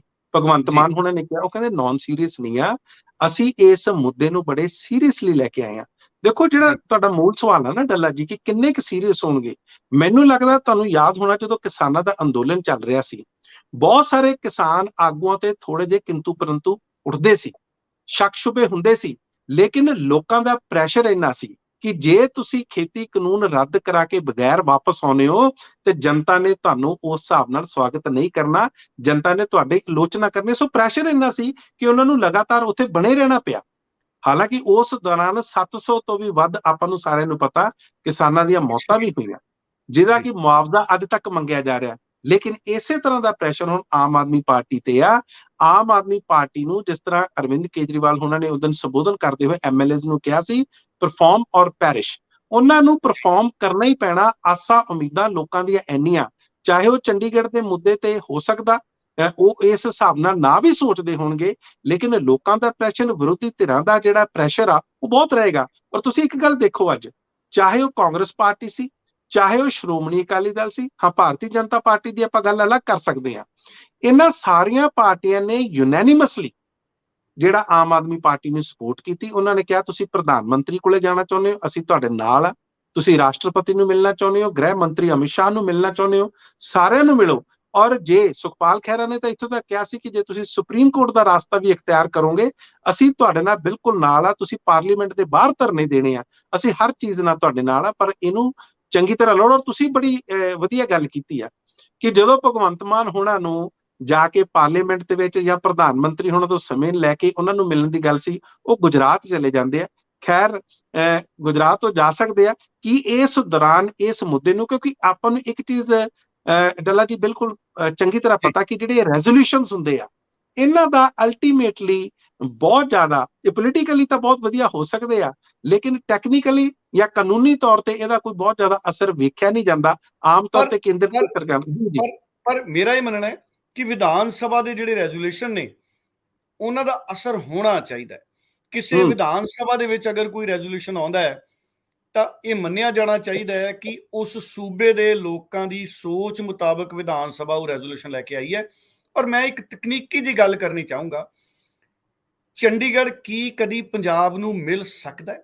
ਜੇ ਪੰਜਾਬ ਕਾਨੂੰਨੀ ਲੜਾਈ ਵੀ ਵਿੱਢੇ ਜਾਂ ਪੰਜਾਬ ਸਿਆਸੀ ਲੜਾਈ ਦੀ ਵੀ ਅਗਵਾਈ ਕਰੇ, ਜਿਵੇਂ ਭਗਵੰਤ ਮਾਨ ਜੀ ਕਹਿ ਰਹੇ ਨੇ, ਤਾਂ ਕੀ ਚੰਡੀਗੜ੍ਹ ਵਾਸੀਆਂ ਦੀ ਰਾਏ ਅੱਜ ਜ਼ਰੂਰੀ ਨਹੀਂ ਹੋਏਗੀ? ਕੀ ਅੱਜ ਚੰਡੀਗੜ੍ਹ ਦੇ ਵਸਿੰਦੇ ਇਸ ਗੱਲ ਲਈ ਤਿਆਰ ਹੋਣਗੇ ਵੀ ਅਸੀਂ ਪੰਜਾਬ ਨਾਲ ਜਾਣ ਨੂੰ ਤਿਆਰ ਹਾਂ? ਸਵਾਲ ਤਾਂ ਇਹ ਵੀ ਬਹੁਤ ਵੱਡਾ ਹੈ। ਅੱਜ ਉਹ ਵੇਲੇ ਨਹੀਂ ਰਹੇ ਕਿ ਤੁਸੀਂ ਜ਼ਬਰਦਸਤੀ ਕਿਸੇ ਦੇ ਉੱਤੇ ਮੰਗ ਥੋਪੋ, ਕਿਉਂਕਿ ਜਿਹੜੇ ਮੁਲਾਜ਼ਮਾਂ ਦੀ ਗੱਲ ਆਈ ਹੈ, ਜਿਹੜੇ ਕੇਂਦਰ ਦੀਆਂ ਨਿਯਮਾਂ ਨੂੰ ਪ੍ਰਵਾਨ ਕਰ ਗਏ ਚੰਡੀਗੜ੍ਹ ਦੇ ਮੁਲਾਜ਼ਮ, ਉਹਦੇ ਪਿੱਛੇ ਵੀ ਗੱਲ ਇਹ ਆਈ ਹੈ ਕਿ ਪੰਜਾਬ ਵਿੱਤੀ ਤੌਰ ਤੇ ਪਿੱਛੇ ਬਹੁਤ ਹੈ। ਪੰਜਾਬ ਮੁਲਾਜ਼ਮਾਂ ਨੂੰ ਉਸ ਤਰੀਕੇ ਨਾਲ ਸੰਤੁਸ਼ਟ ਨਹੀਂ ਕਰ ਸਕਿਆ, ਭਾਵੇਂ ਪੇ ਕਮਿਸ਼ਨ ਲਾਗੂ ਕਰਨ ਦੀ ਗੱਲ ਹੋਵੇ, ਭਾਵੇਂ ਮੁਲਾਜ਼ਮਾਂ ਦੀਆਂ ਛੁੱਟੀਆਂ ਭੱਤਿਆਂ ਦੀ ਗੱਲ ਹੋਵੇ। ਇਸੇ ਕਰਕੇ ਕਹਿੰਦੇ ਉੱਥੋਂ ਦੇ ਮੁਲਾਜ਼ਮਾਂ ਨੇ ਖੁਸ਼ੀ ਪ੍ਰਗਟ ਕੀਤੀ ਤੇ ਉਹ ਤਾਂ ਮੰਗ ਪੱਤਰ ਦੇਈ ਜਾਂਦੇ ਸੀ ਵੀ ਸਾਨੂੰ ਕੇਂਦਰ ਵਾਲੇ ਤੁਸੀਂ ਆਪਣੇ ਅਧੀਨ ਲੈ ਲਓ। ਇਹ ਸਥਿਤੀਆਂ ਕੀ ਅੜਿੱਕਾਂ ਨਹੀਂ ਬਣਨਗੀਆਂ ਜੇ ਨਵੀਂ ਲੜਾਈ ਭਗਵੰਤ ਮਾਨ ਨੇ ਸ਼ੁਰੂ ਵੀ ਕਰਨੀ ਹੋਵੇ ਤਾਂ? ਦੇਖੋ ਡੱਲਾ ਜੀ, ਇਹ ਤੇ ਕਈ ਪਹਿਲੂ ਨੇ। ਦੇਖੋ, ਮੁਲਾਜ਼ਮ ਜਿਹੜਾ ਵਰਗ ਆ ਉਹ ਜ਼ਰੂਰ ਖੁਸ਼ ਹੋ ਸਕਦਾ। ਉਹਨਾਂ ਦੀਆਂ ਸੈਲਰੀਜ਼, ਉਹਨਾਂ ਦੇ ਅਲਾਉਂਸੇਸ, ਉਹਨਾਂ ਦੇ ਪੱਤੇ ਕੇਂਦਰ ਸਰਵਿਸ ਜਿਹੜੇ ਸਰਵਿਸ ਰੂਲਸ ਨੇ ਉਹਨਾਂ ਦੇ ਮੁਤਾਬਕ ਜਿਹੜੇ ਆ ਉਹ ਵੱਧ ਹੋ ਸਕਦੇ ਨੇ। ਲੇਕਿਨ ਇਹੀ ਕਾਰਨ ਤੁਸੀਂ ਦੂਸਰਾ ਪਹਿਲੂ ਦੇਖੋ, ਬਹੁਤ ਸਾਰੇ ਇਸ ਟਾਈਮ ਜਿਹੜੇ ਮੁਲਾਜ਼ਮ ਨੇ ਜਿਹੜੇ ਕੇਂਦਰ ਦੇ ਅਧੀਨ ਸਰਵਿਸ ਰੂਲਸ ਦੇ ਕੰਮ ਕਰਨਗੇ। ਪਿਛਲੇ ਦਿਨਾਂ ਦੇ ਵਿੱਚ ਤੁਹਾਨੂੰ ਪਤਾ ਕਿ ਭਗਵੰਤ ਮਾਨ ਹੋਣਾ ਨੇ 35,000 ਮੁਲਾਜ਼ਮਾਂ ਨੂੰ ਪੱਕੇ ਹੋਣ ਦੀ ਗੱਲ ਕੀਤੀ ਆ, ਔਰ ਇਹਨਾਂ ਚੋਂ ਬਹੁਤ ਸਾਰੇ ਮੁਲਾਜ਼ਮ ਚੰਡੀਗੜ੍ਹ ਦੇ ਵਿੱਚ, ਯੂਪੀ ਦੇ ਵਿੱਚ ਕੰਮ ਵੀ ਕਰ ਰਹੇ ਨੇ। ਕਿ ਉਹ ਪੱਕੇ ਹੋ ਪਾਉਣਗੇ? ਇਸ ਤਰ੍ਹਾਂ ਦਾ ਇਸ਼ੂ ਆ। ਅੱਜ ਭਗਵੰਤ ਮਾਨ ਹੋਣਾ ਨੇ ਇਹ ਗੱਲ ਵਿਧਾਨ ਸਭਾ ਦੇ ਵਿੱਚ ਕਹੀ ਵੀ ਆ। ਲੇਕਿਨ ਦੂਸਰੇ ਪਾਸੇ ਇਕੱਲੇ ਜਿਹੜਾ ਚੰਡੀਗੜ੍ਹ ਆ ਉਹ ਮੁਲਾਜ਼ਮਾਂ ਤੱਕ ਹੀ ਸੀਮਿਤ ਨਹੀਂ ਆ। ਬਹੁਤ ਸਾਰੇ ਹੋਰ ਲੋਕ ਲੈਂਦੇ ਨੇ, ਬਹੁਤ ਸਾਰੇ ਹੋਰ ਲੋਕਾਂ ਦੀਆਂ ਇੱਛਾਵਾਂ ਜਾਂ ਉਹਨਾਂ ਦੀ ਉਮੀਦਾਂ ਹੋ ਸਕਦੀਆਂ ਨੇ। ਦੇਖੋ, ਜਦੋਂ ਚੰਡੀਗੜ੍ਹ ਬਣਿਆ ਸੀ, ਇਹ ਚਾਹੇ ਪੋਲੀਟੀਕਲ ਰੀਜ਼ਨਸ ਕਰਕੇ, ਸਿਆਸਤ ਕਰਕੇ ਪੰਜਾਬ ਨੂੰ ਨਹੀਂ ਮਿਲਿਆ, ਪਰ ਜਿਹੜਾ ਤੁਹਾਡਾ ਫਿਰ ਉਹੀ ਬੇਸਿਕ ਸਵਾਲ ਆ, ਕੀ ਮਿਲ ਸਕਦਾ? ਮੈਨੂੰ ਲੱਗਦਾ ਜੇ ਸਿੰਸੈਰਿਟੀ ਨਾਲ ਸਾਰੇ ਪਾਰਟੀਆਂ ਇਕੱਠੇ ਹੋ ਕੇ ਜੇ ਇਕੱਠੇ ਹੋ ਕੇ ਕੋਸ਼ਿਸ਼ ਕਰਨ ਤਾਂ ਮੈਨੂੰ ਲੱਗਦਾ ਨਹੀਂ ਕਿ ਕੇਂਦਰ ਬਹੁਤ ਦੇਰ ਤੱਕ ਇਸ ਚੀਜ਼ ਨੂੰ ਅੱਖੋਂ ਓਹਲੇ ਕਰ ਸਕੇਗਾ ਜਾਂ ਨਜ਼ਰ ਅੰਦਾਜ਼ ਕਰ ਸਕੇਗਾ। ਆਖਿਰਕਾਰ ਕਿਸੇ ਵੀ ਸਟੇਟ ਨੂੰ ਆਪਣੀ ਰਾਜਧਾਨੀ ਕਿਸੇ ਵੀ ਸਟੇਟ ਨੂੰ ਆਪਣੀ ਰਾਜਧਾਨੀ, ਕਿਸੇ ਵੀ ਸਟੇਟ ਨੂੰ ਆਪਣਾ ਹਾਈ ਕੋਰਟ, ਕਿਸੇ ਵੀ ਸਟੇਟ ਨੂੰ ਆਪਣੇ ਜਿਹੜੇ ਇਲਾਕੇ ਆ, ਜਿਸ ਤਰ੍ਹਾਂ ਪੰਜਾਬੀ ਬੋਲਦੇ ਇਲਾਕੇ ਆ, ਉਹ ਆਪਣੇ ਲੈਣ ਦਾ ਪੂਰਾ ਹੱਕ ਆ। ਔਰ ਖਾਸ ਤੌਰ ਤੇ ਜਿਸ ਤਰ੍ਹਾਂ ਤੁਸੀਂ ਮੁੱਢਲੀ ਗੱਲ ਕਹੀ ਸੀ, ਚੰਡੀਗੜ੍ਹ ਤਾਂ ਬਣਿਆ ਹੀ ਪੰਜਾਬ ਦੇ ਲਈ ਸੀ, ਬਣਿਆ ਪੰਜਾਬ ਦੀ ਸੀ। ਪਰ ਕਈ ਵਾਰੀ ਕਹਿੰਦੇ ਨੇ ਕਿ ਬਣਾਉਣ ਵਾਲਾ ਜਿਹੜਾ ਵਿਅਕਤੀ ਹੁੰਦਾ ਹੈ ਉਹ ਐਡੀ ਸੋਹਣੀ ਚੀਜ਼ ਬਣਾ ਲੈਂਦਾ ਹੈ ਕਿ ਉਹਦਾ ਫਿਰ ਜੀ ਨਹੀਂ ਕਰਦਾ ਉਹ ਚੀਜ਼ ਅੱਗੇ ਦੇਣ ਨੂੰ। ਕਿ ਚੰਡੀਗੜ੍ਹ ਦੇ ਨਾਲ ਵੀ ਅਜਿਹਾ ਹੋਇਆ, ਪੰਜਾਬ ਲਈ ਬਣਿਆ ਸੀ ਪਰ ਉਹ ਐਡਾ ਸੋਹਣਾ ਹੋ ਗਿਆ, ਇੰਨਾ ਡਿਵੈਲਪ ਹੋ ਗਿਆ ਕਿ ਸਮੇਂ-ਸਮੇਂ ਦੀਆਂ ਕੇਂਦਰ ਸਰਕਾਰਾਂ ਨੂੰ ਲੱਗਿਆ ਕਿ ਇਹ ਯੂਨੀਅਨ ਟੈਰੀਟਰੀ ਦੇ ਤੌਰ ਤੇ ਸਾਨੂੰ ਜ਼ਿਆਦਾ ਮਾਫਕ ਹੈ, ਕਿਉਂਕਿ ਐਡਾ ਸੋਹਣਾ ਸ਼ਹਿਰ ਹੈ ਵੀ ਜੇ ਸ਼ਿਮਲੇ ਵੀ ਜਾਣਾ ਹੈ ਤੇ ਚੰਡੀਗੜ੍ਹ ਜਾਵਾਂਗੇ, ਤੇ ਹਰਿਆਣੇ ਵੀ ਜਾਣਾ ਹੈ ਤੇ ਚੰਡੀਗੜ੍ਹ ਜਾਵਾਂਗੇ, ਤੇ ਉਹ ਜ਼ਿਆਦਾ ਉਹਨਾਂ ਲਈ ਮਾਕੂਲ ਹੈ ਵੀ ਚੰਡੀਗੜ੍ਹ ਨੂੰ ਯੂਨੀਅਨ ਟੈਰੀਟਰੀ ਬਣੀ ਰਵੇ ਤਾਂ ਕਿ ਕੇਂਦਰ ਨੂੰ ਹਿਮਾਚਲ, ਹਰਿਆਣਾ ਤੇ ਪੰਜਾਬ ਦੇ ਵਿੱਚ ਇੱਕ ਆਪਣੀ ਥਾਂ ਮਿਲੀ ਰਵੇ, ਜਿੱਥੇ ਕੇਂਦਰ ਇਹ ਅਹਿਸਾਸ ਕਰੇ ਵੀ ਇਹ ਕੇਂਦਰ ਹੀ ਹੈ, ਵੀ ਇਹ ਨਾ ਹਰਿਆਣਾ ਹੈ, ਨਾ ਪੰਜਾਬ ਹੈ ਤੇ ਨਾ ਹਿਮਾਚਲ ਪ੍ਰਦੇਸ਼ ਹੈ, ਇਹ ਕੇਂਦਰ ਹੀ ਹੈ।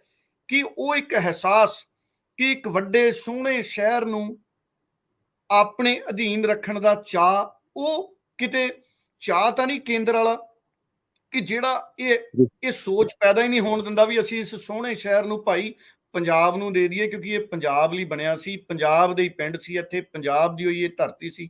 ਔਰ ਜਦੋਂ ਪੰਜਾਬ ਖੁਰਿਆ ਉਦੋਂ ਵੀ ਜਿਹੜੀ ਚੰਡੀਗੜ੍ਹ ਵਾਲੀ ਧਰਤੀ ਹੈ ਉਹ ਪੰਜਾਬ ਦੇ ਹਿੱਸੇ ਦੀ ਸੀ।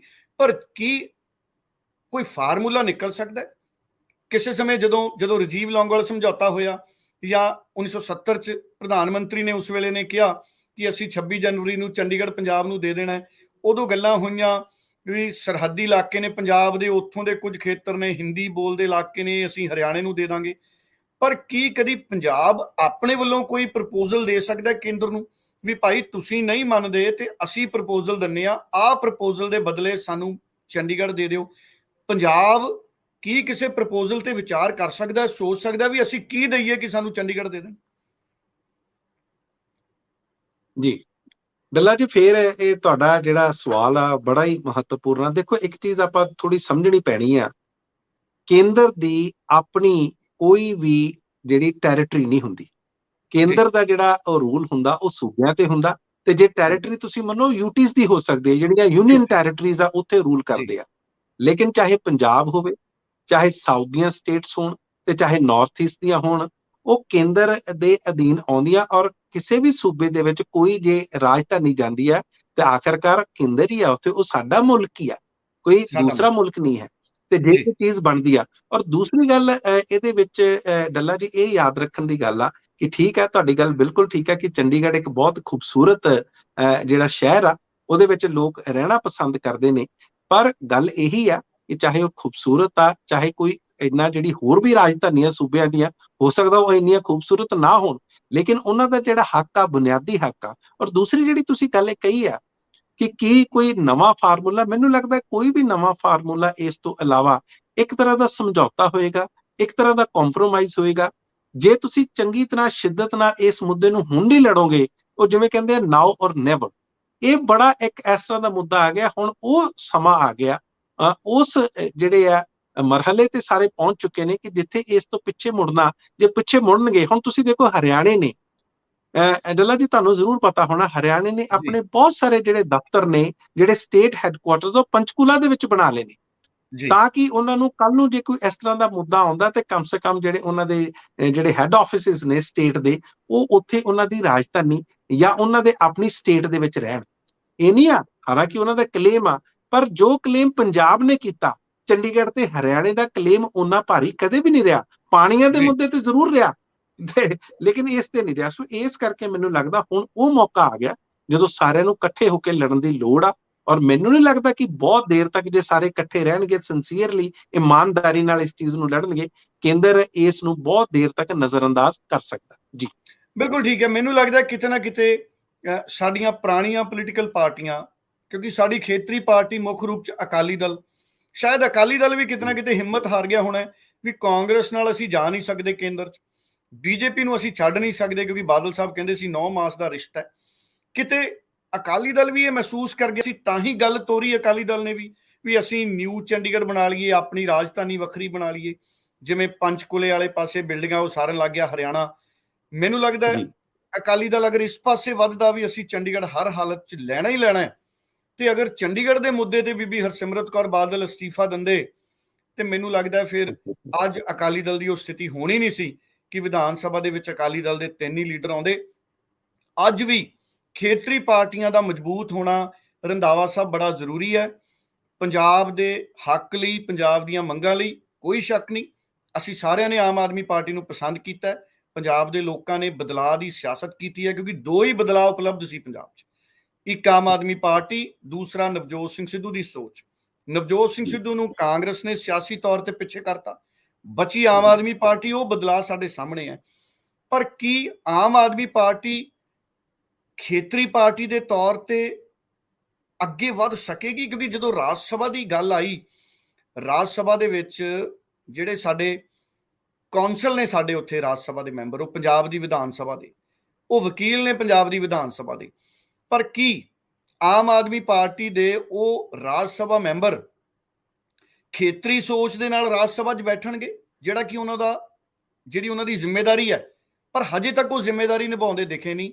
ਜਾਂ ਉਹ ਇੱਕ ਕੌਮੀ ਪਾਰਟੀ ਦੀ ਹੈਸੀਅਤ ਨਾਲ ਬੈਠਣਗੇ, ਜਿਵੇਂ ਕੱਲ ਅਸੀਂ ਰਾਤ ਦੇਖਿਆ ਕਿ ਵਿਧਾਨ ਸਭਾ 'ਚ ਮਤਾ ਪਾਸ ਹੋਇਆ ਤੇ ਭਗਵੰਤ ਮਾਨ ਜੀ ਅੱਜ ਗੁਜਰਾਤ ਦੇ ਵਿੱਚ ਨੇ, ਉਹਨਾਂ ਨੂੰ ਸ਼ੁਭ ਕਾਮਨਾਵਾਂ ਨੇ। ਤਿਰੰਗਾ ਯਾਤਰਾ ਅਸੀਂ ਸਨਮਾਨ ਕਰਦੇ ਹਾਂ, ਰੱਜ ਕੇ ਕੱਢਣ ਗੁਜਰਾਤ ਦੇ ਵਿੱਚ ਵੀ।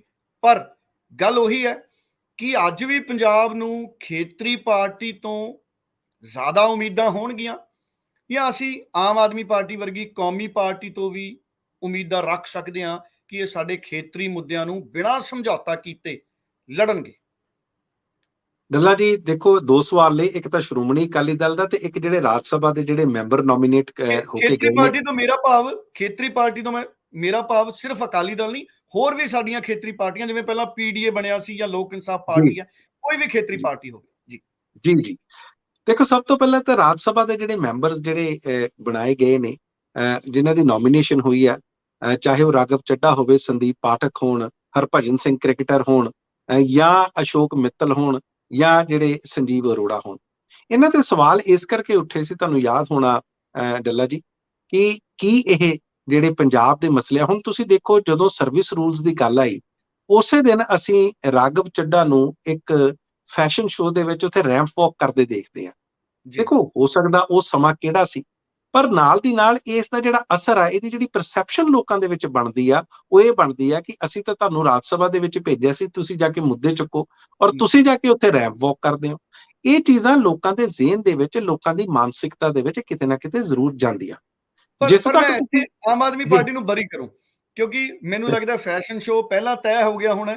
ਅਮਿਤ ਸ਼ਾਹ ਜੀ ਦਾ ਦੌਰਾ ਕਿਸੇ ਨੇ ਸੋਚਿਆ ਨਹੀਂ ਹੋਣਾ ਕਿ ਉਹ ਸਰਵਿਸ ਰੂਲ ਕਹਿ ਜਾਣਗੇ, ਪਰ ਫੈਸ਼ਨ ਸ਼ੋਅ ਤੋਂ ਬਾਅਦ ਉਹ ਪ੍ਰੈਸ ਕਾਨਫਰੰਸ ਕਰ ਸਕਦੇ ਸੀ, ਘੱਟੋ ਘੱਟ ਵਕਾਲਤ ਕਰ ਸਕਦੇ ਸੀ ਪੰਜਾਬ ਦੀ। ਜੀ ਜੀ ਜਿਸ ਤੱਕ ਤੁਹਾਡੀ ਖੇਤਰੀ ਪਾਰਟੀ, ਬਿਲਕੁਲ ਤੁਹਾਡੀ ਗੱਲ ਠੀਕ ਹੈ। ਕਿਸੇ ਵੀ ਜਿਹੜੀ ਸਟੇਟ ਦੀ ਜਿਹੜੀ ਖੇਤਰੀ ਪਾਰਟੀਆਂ, ਤੁਸੀਂ ਸਾਊਥ ਇੰਡੀਆ 'ਚ ਦੇਖ ਲਓ, ਨਾਰਥ ਈਸਟ 'ਚ ਦੇਖ ਲਓ, ਖੇਤਰੀ ਪਾਰਟੀਆਂ ਦਾ ਬਹੁਤ ਪ੍ਰਭਾਵ ਆ। ਔਰ ਈਵਨ ਉੱਤਰ ਪ੍ਰਦੇਸ਼ ਦੇ ਵਿੱਚ ਦੇਖ ਲਓ, ਬਿਹਾਰ ਦੇ ਵਿੱਚ ਦੇਖ ਲਓ, ਅੱਜ ਵੀ ਚਾਹੇ ਉਹ ਸਮਾਜਵਾਦੀ ਪਾਰਟੀ ਹੈ, ਚਾਹੇ ਉਹ ਤੇਜਸਵੀ ਯਾਦਵ ਜਾਂ ਲਾਲੂ ਪ੍ਰਸਾਦ ਦੀ ਯਾਦਵ ਹੋਣਾ ਦੀ ਬਿਹਾਰ ਦੇ ਵਿੱਚ ਪਾਰਟੀ ਹੈ, ਮਮਤਾ ਬੈਨਰਜੀ ਦੀ ਜਿਹੜੀ ਪਾਰਟੀ ਹੈ TMC, ਉਹ ਵੈਸਟ ਬੰਗਾਲ ਦੇ ਵਿੱਚ ਵੀ ਬੜੀ ਤਾਕਤਵਰ ਜੀ ਆ। ਬਿਲਕੁਲ NCP ਹੈ ਸ਼ਰਦ ਪਵਾਰ ਦੀ, ਜਾਂ ਸ਼ਿਵ ਸੈਨਾ ਜਿਹੜੀ ਮਹਾਰਾਸ਼ਟਰ ਦੇ ਵਿੱਚ, ਉਹ ਉਹ ਵੀ ਕਿੰਨੀ ਤਕੜੇ ਆ। ਤਾਕਤਵਰ ਆ। ਇਸੇ ਤਰ੍ਹਾਂ ਜਿਹੜੀ ਤਾਕਤਵਰ ਹੈ ਨਾ, ਸ਼੍ਰੋਮਣੀ ਅਕਾਲੀ ਦਲ ਨੂੰ ਲੋੜ ਆ। ਲੇਕਿਨ ਉਹਨਾਂ ਨੇ ਦੇਖੋ ਹੁਣ ਹਾਰ ਤੋਂ ਬਾਅਦ ਇੱਕ 12 ਮੈਂਬਰੀ, ਪਹਿਲਾਂ ਉਸ ਤੋਂ ਬਾਅਦ ਉਹ 16 ਮੈਂਬਰੀ ਕਰ ਦਿੱਤੀ ਗਈ, ਔਰ ਕਹਿੰਦੇ ਨੇ ਕਿ ਉਹ ਆਪਣੇ ਐਨਾਲਿਸਿਸ ਕਰ ਰਹੇ ਨੇ, ਇੰਟਰੋਸਪੈਕਸ਼ਨ ਕਰ ਰਹੇ ਨੇ। ਬਿਲਕੁਲ ਕਰਨ, ਲੇਕਿਨ ਨਾਲ ਦੀ ਨਾਲ ਦੇਖਣ ਕਿ ਕਿਹੜੀਆਂ ਚੀਜ਼ਾਂ ਨੇ ਉਹਨਾਂ ਨੂੰ ਜਨਤਾ ਤੋਂ ਦੂਰ ਕੀਤਾ, ਜਾਂ ਜਨਤਾ ਨੇ ਉਹਨਾਂ ਨੂੰ ਆਪਣੇ ਤੋਂ ਦੂਰ ਕੀਤਾ। ਜੇ ਤਾਂ ਉਹ ਇਮਾਨਦਾਰੀ ਨਾਲ ਇਸ ਦਾ ਐਨਾਲਿਸਿਸ ਕਰ ਲੈਣਗੇ, ਇਸ ਦਾ ਵਿਸ਼ਲੇਸ਼ਣ ਕਰ ਲੈਣਗੇ, ਤੇ ਫਿਰ ਤਾਂ ਮੈਨੂੰ ਲੱਗਦਾ ਉਹ ਉੱਭਰ ਸਕਦੇ ਨੇ। ਲੇਕਿਨ ਜੇ ਪਰਿਵਾਰਵਾਦ ਦੇ ਵਿੱਚ ਉਹ ਫਸੇ ਰਹਿੰਦੇ ਨੇ, ਜਾਂ ਉਸ ਮੋਹ ਦੇ ਵਿੱਚੋਂ ਨਹੀਂ ਨਿਕਲਦੇ, ਤੇ ਫਿਰ ਮੈਨੂੰ ਲੱਗਦਾ ਉਸ ਦਾ ਉਭਾਰ ਹੋਣਾ ਬਹੁਤ ਮੁਸ਼ਕਲ ਆ। ਤੁਸੀਂ ਦੇਖੋ, ਸ਼੍ਰੋਮਣੀ ਗੁਰਦੁਆਰਾ ਪ੍ਰਬੰਧਕ ਕਮੇਟੀ ਦਾ ਹੁਣ ਇਜਲਾਸ ਹੋਇਆ, ਬਜਟ ਇਜਲਾਸ, ਜੀ ਉਹਦੇ ਵਿੱਚ ਵੀ ਬਾਦਲ ਪਰਿਵਾਰ ਦੇ ਖਿਲਾਫ ਜਾਂ ਸ਼੍ਰੋਮਣੀ ਅਕਾਲੀ ਦਲ ਦੇ ਖਿਲਾਫ ਬਾਗੀ ਸੁਰਾਂ ਉੱਭਰ ਰਹੀਆਂ ਨੇ। ਸੋ ਜੀ ਲਗਾਤਾਰ ਜਿਹੜੀਆਂ ਆਵਾਜ਼ਾਂ ਉੱਠਣੀਆਂ। ਸੋ ਇਸ ਕਰਕੇ ਬਿਲਕੁਲ ਠੀਕ ਆ, ਅਕਾਲੀ ਦਲ ਨੇ ਜਿਹੜਾ ਉਹਨਾਂ ਦਾ ਇਤਿਹਾਸ ਆ, ਬੜੀਆਂ ਲੜਾਈਆਂ ਲੜੀਆਂ, ਉਹ 100 ਸਾਲ ਤੋਂ ਵੀ ਵੱਧ ਪੁਰਾਣੀ ਪਾਰਟੀ ਆ, ਇੱਕ ਇਤਿਹਾਸ ਆ। ਲੇਕਿਨ ਕੇਵਲ ਇਤਿਹਾਸ ਦੇ ਨਾਲ ਪਾਰਟੀਆਂ ਅੱਗੇ ਨਹੀਂ ਵੱਧਦੀਆਂ। ਜੀ ਅੱਜ ਦੀ ਬਿਲਕੁਲ ਤਰੀਕ ਦੇ ਵਿੱਚ, ਅੱਜ ਦੇ ਦਿਨ ਉਹਨਾਂ ਦੀ ਕੀ ਕਾਰਗੁਜ਼ਾਰੀ ਆ, ਕਿਸ ਤਰ੍ਹਾਂ। ਹੁਣ ਤੁਸੀਂ ਇੱਕ ਗੱਲ ਕੀਤੀ ਕਿ ਹਰਸਿਮਰਤ ਕੌਰ ਬਾਦਲ ਜੇ ਚੰਡੀਗੜ੍ਹ ਦੇ ਮੁੱਦੇ ਤੇ ਅਸਤੀਫਾ ਦਿੰਦੇ ਤਾਂ ਉਹਨਾਂ ਦੀ ਪਾਰਟੀ ਦਾ ਉਭਾਰ, ਤੇ ਮੈਂ ਕਹਿੰਦਾ ਚਾਹੇ ਪ੍ਰਕਾਸ਼ ਸਿੰਘ ਬਾਦਲ ਆ, ਅੱਜ 94-95 ਵਰ੍ਹਿਆਂ ਦੀ ਉਮਰ ਦੇ ਵਿੱਚ ਉਹਨਾਂ ਦੇ ਗੋਡੇ ਤੇ ਸੱਟ ਲੱਗੀ ਆ, ਫਿਰ ਵੀ ਉਹ ਲੰਬੀ ਦੇ ਵਿੱਚ, ਹਲਕੇ ਦੇ ਵਿੱਚ ਜਾ ਕੇ ਲੋਕਾਂ ਨੂੰ ਮਿਲ ਰਹੇ ਨੇ, ਚਾਹੇ ਉਹ ਗੱਡੀ ਦੇ ਵਿੱਚ ਬੈਠ ਕੇ ਭਾਸ਼ਣ ਦਿੰਦੇ ਨੇ। ਤੇ ਕੀ ਪ੍ਰਕਾਸ਼ ਸਿੰਘ ਬਾਦਲ ਚੰਡੀਗੜ੍ਹ ਦੇ ਵਿੱਚ ਆ ਕੇ ਮੋਰਚਾ ਨਹੀਂ ਲਾ ਸਕਦੇ, ਜਾਂ ਸੁਖਬੀਰ ਸਿੰਘ ਬਾਦਲ ਮੋਰਚਾ ਨਹੀਂ ਲਾ ਸਕਦੇ, ਜਾਂ ਹਰਸਿਮਰਤ ਕੌਰ ਬਾਦਲ, ਜਾਂ ਹੋਰ ਜਿਹੜੇ ਪ੍ਰੇਮ ਸਿੰਘ ਚੰਦੂਮਾਜਰਾ, ਸਿਕੰਦਰ ਸਿੰਘ ਮਲੂਕਾ, तमाम ਜਿਹੜੇ ਲੀਡਰ ਨੇ, ਇਹ ਆ ਸਕਦੇ ਨੇ। ਲੇਕਿਨ ਉਹਦੇ ਲਈ ਜਿਹੜੀ ਆ, ਉਹ ਹੁਣ ਜਿਹੜਾ ਉਹ ਜੇਲ੍ਹਾਂ ਤੱਕ, ਸੜਕਾਂ ਤੱਕ ਰਾਸਤਾ ਜਾਂਦਾ ਉਸ ਉਭਾਰ ਲਈ, ਕੀ ਉਸ ਲਈ ਤਿਆਰ ਆ ਉਹ? ਜੀ ਗੱਲਾਂ ਜੀ। ਮੈਨੂੰ ਇਹ ਲੱਗਦਾ ਕਿ ਅੱਜ ਕੱਲ ਟੈਲੀਵਿਜ਼ਨ ਦਾ ਯੁੱਗ ਹੈ, ਸੋਸ਼ਲ ਮੀਡੀਆ ਦਾ ਯੁੱਗ ਹੈ। ਸਵੇਰ ਨੂੰ ਇੱਕ ਮੁੱਦੇ ਦੇ ਉੱਤੇ ਸੰਘਰਸ਼ ਹੁੰਦਾ ਹੈ, ਬਿਆਨ ਆਉਂਦੇ ਨੇ, ਸ਼ਾਮ ਤੱਕ ਕੋਈ ਵੱਡੀ ਘਟਨਾ ਹੋਰ ਹੋ ਜਾਂਦੀ ਹੈ, ਪੋਲੀਟੀਕਲ ਲੀਡਰਾਂ ਦਾ ਧਿਆਨ ਉਸ ਪਾਸੇ ਚਲਿਆ ਜਾਂਦਾ। ਮੈਨੂੰ ਇਹ ਲੱਗਦਾ ਕਿ ਪੁਰਾਣੇ ਸਮਿਆਂ ਦੇ ਵਿੱਚ ਜਿਹੜੇ ਸੰਘਰਸ਼ ਹੋਏ ਨੇ, ਅੱਜ ਸ਼ਾਇਦ ਸਾਡੀਆਂ ਪੋਲੀਟੀਕਲ ਪਾਰਟੀਆਂ ਉਸ ਤਰੀਕੇ ਦੇ ਸੰਘਰਸ਼ ਨਾ ਕਰ ਸਕਣ, ਇਹੀ ਘੱਟ ਹੈ। ਉਸੇ ਤਰ੍ਹਾਂ ਦੇ ਸੰਘਰਸ਼ਾਂ ਦੀ ਲੋੜ ਹੈ, ਜਿਨ੍ਹਾਂ ਸੰਘਰਸ਼ਾਂ ਦੇ ਪਿੱਛੇ ਸਿਧਾਂਤ ਨਜ਼ਰ ਆਉਂਦਾ ਸੀ, ਜਿਨ੍ਹਾਂ ਸੰਘਰਸ਼ਾਂ ਦੇ ਪਿੱਛੇ ਇੱਕ ਮਿਸ਼ਨ, ਇੱਕ ਸਮਰਪਣ ਨਜ਼ਰ ਆਉਂਦਾ ਸੀ। ਕਿਉਂਕਿ ਅੱਜ ਸੰਘਰਸ਼ਾਂ ਦੇ ਪਿੱਛੇ ਗੱਠਜੋੜ ਲੁਕੇ ਹੋਏ ਨੇ, ਮੌਕਾ ਪ੍ਰਸਤੀ ਲੁਕੀ ਹੋਈ ਹੈ, ਕੱਲ ਨੂੰ ਕਿਸੇ ਦੀ ਲੋੜ ਪੈਣ ਦੀ ਸੋਚ ਲੁਕੀ ਹੋਈ ਹੈ, ਕਿਸੇ ਨਾਲ ਸਮਝੌਤੇ ਦੀ ਆਸ ਲੁਕੀ ਹੋਈ ਹੈ। ਇਸੇ ਕਰਕੇ ਪੰਜਾਬ ਖੁਰਦਾ ਰਿਹਾ, ਔਰ ਪੰਜਾਬ ਅੱਜ ਤੱਕ ਹਾਰਿਆ ਨਹੀਂ, ਪਰ ਖੁਰਿਆ ਜ਼ਰੂਰ ਹੈ, ਕਿਉਂਕਿ ਧੋਖੇਬਾਜ਼ਾਂ ਨੇ ਪੰਜਾਬ ਨੂੰ ਖੋਰੇ ਬਹੁਤ ਲਾਏ ਨੇ। ਆਸ ਕਰਾਂਗੇ ਕਿ ਨਵੀਂ ਉਮੀਦ ਲੈ ਕੇ ਆਮ ਆਦਮੀ ਪਾਰਟੀ ਆਈ ਹੈ। ਉਮੀਦ ਕਰਾਂਗੇ ਕਿ ਭਗਵੰਤ ਮਾਨ ਹੁਣ ਚੰਡੀਗੜ੍ਹ ਦੇ ਹੱਕ ਦੀ ਲੜਾਈ ਨੂੰ ਪੂਰੀ ਇਮਾਨਦਾਰੀ ਦੇ ਨਾਲ ਲੜਨ, ਔਰ ਪੰਜਾਬ ਦੇ ਲੋਕ ਘੱਟੋ ਘੱਟ ਆਉਂਦੇ ਦਿਨਾਂ ਦੇ ਵਿੱਚ ਇਸ ਗੱਲ ਤੇ ਮਾਣ ਮਹਿਸੂਸ ਕਰਨ ਕਿ ਆਮ ਆਦਮੀ ਪਾਰਟੀ ਨੇ ਚੰਡੀਗੜ੍ਹ ਤੇ ਸਿਆਸੀ ਰੋਟੀ ਨਹੀਂ ਸੇਕੀ। ਆਮ ਆਦਮੀ ਪਾਰਟੀ ਨੇ ਚੰਡੀਗੜ੍ਹ ਤੇ ਗੰਭੀਰ ਯਤਨ ਕੀਤੇ ਨੇ। ਕਿਉਂਕਿ ਜੇ ਆਮ ਆਦਮੀ ਪਾਰਟੀ ਵੀ ਸਿਰਫ ਸਿਆਸਤ ਕਰਦੀ ਨਜ਼ਰ ਆਈ ਤੇ ਫਿਰ ਅਗਲਾ ਖੋਰਾ ਪੰਜਾਬ ਦੇ ਲਈ ਤੈਅ, ਕਿਉਂਕਿ ਪਾਣੀਆਂ ਦਾ ਮਸਲਾ ਹਜੇ ਨਿਬੜਿਆ ਨਹੀਂ। ਬਹੁਤ ਵਾਰੀ ਪੰਜਾਬ ਨੇ ਖੋਰੇ ਲਵਾਏ ਨੇ। ਜੇ ਪਾਣੀ ਪੰਜਾਬ ਚੋਂ ਨਿਕਲਿਆ ਤੇ ਮਿੱਟੀ ਵੀ ਰੁੜਨੀ ਹੈ ਪੰਜਾਬ ਦੀ, ਤੇ ਉਹਦੇ ਨਾਲ ਘਾਟਾ ਪੰਜਾਬ ਨੂੰ ਅਜਿਹਾ ਪੈਣਾ ਹੈ ਜਿਹੜਾ ਕਦੋਂ ਪੂਰਾ ਹੋਣਾ ਹੈ, ਉਹਦੀ ਆਸ ਜਾਂ ਸੋਚ ਦੇ ਨਾਲ ਹੀ ਰੂਹ ਕੰਬ ਜਾਂਦੀ ਹੈ। ਕਿਉਂਕਿ ਬੰਜਰ, ਫਿਰ ਪੰਜਾਬ ਬੰਜਰ ਵਾਲੇ ਪਾਸੇ ਹੈ, ਤੇ ਫਿਰ ਜਿਹੜੇ ਵਿਗਿਆਨਿਕ ਕਹਿੰਦੇ ਨੇ ਕਿ 5 ਸਾਲ ਕੱਢ ਜੂਗਾ ਪੰਜਾਬ।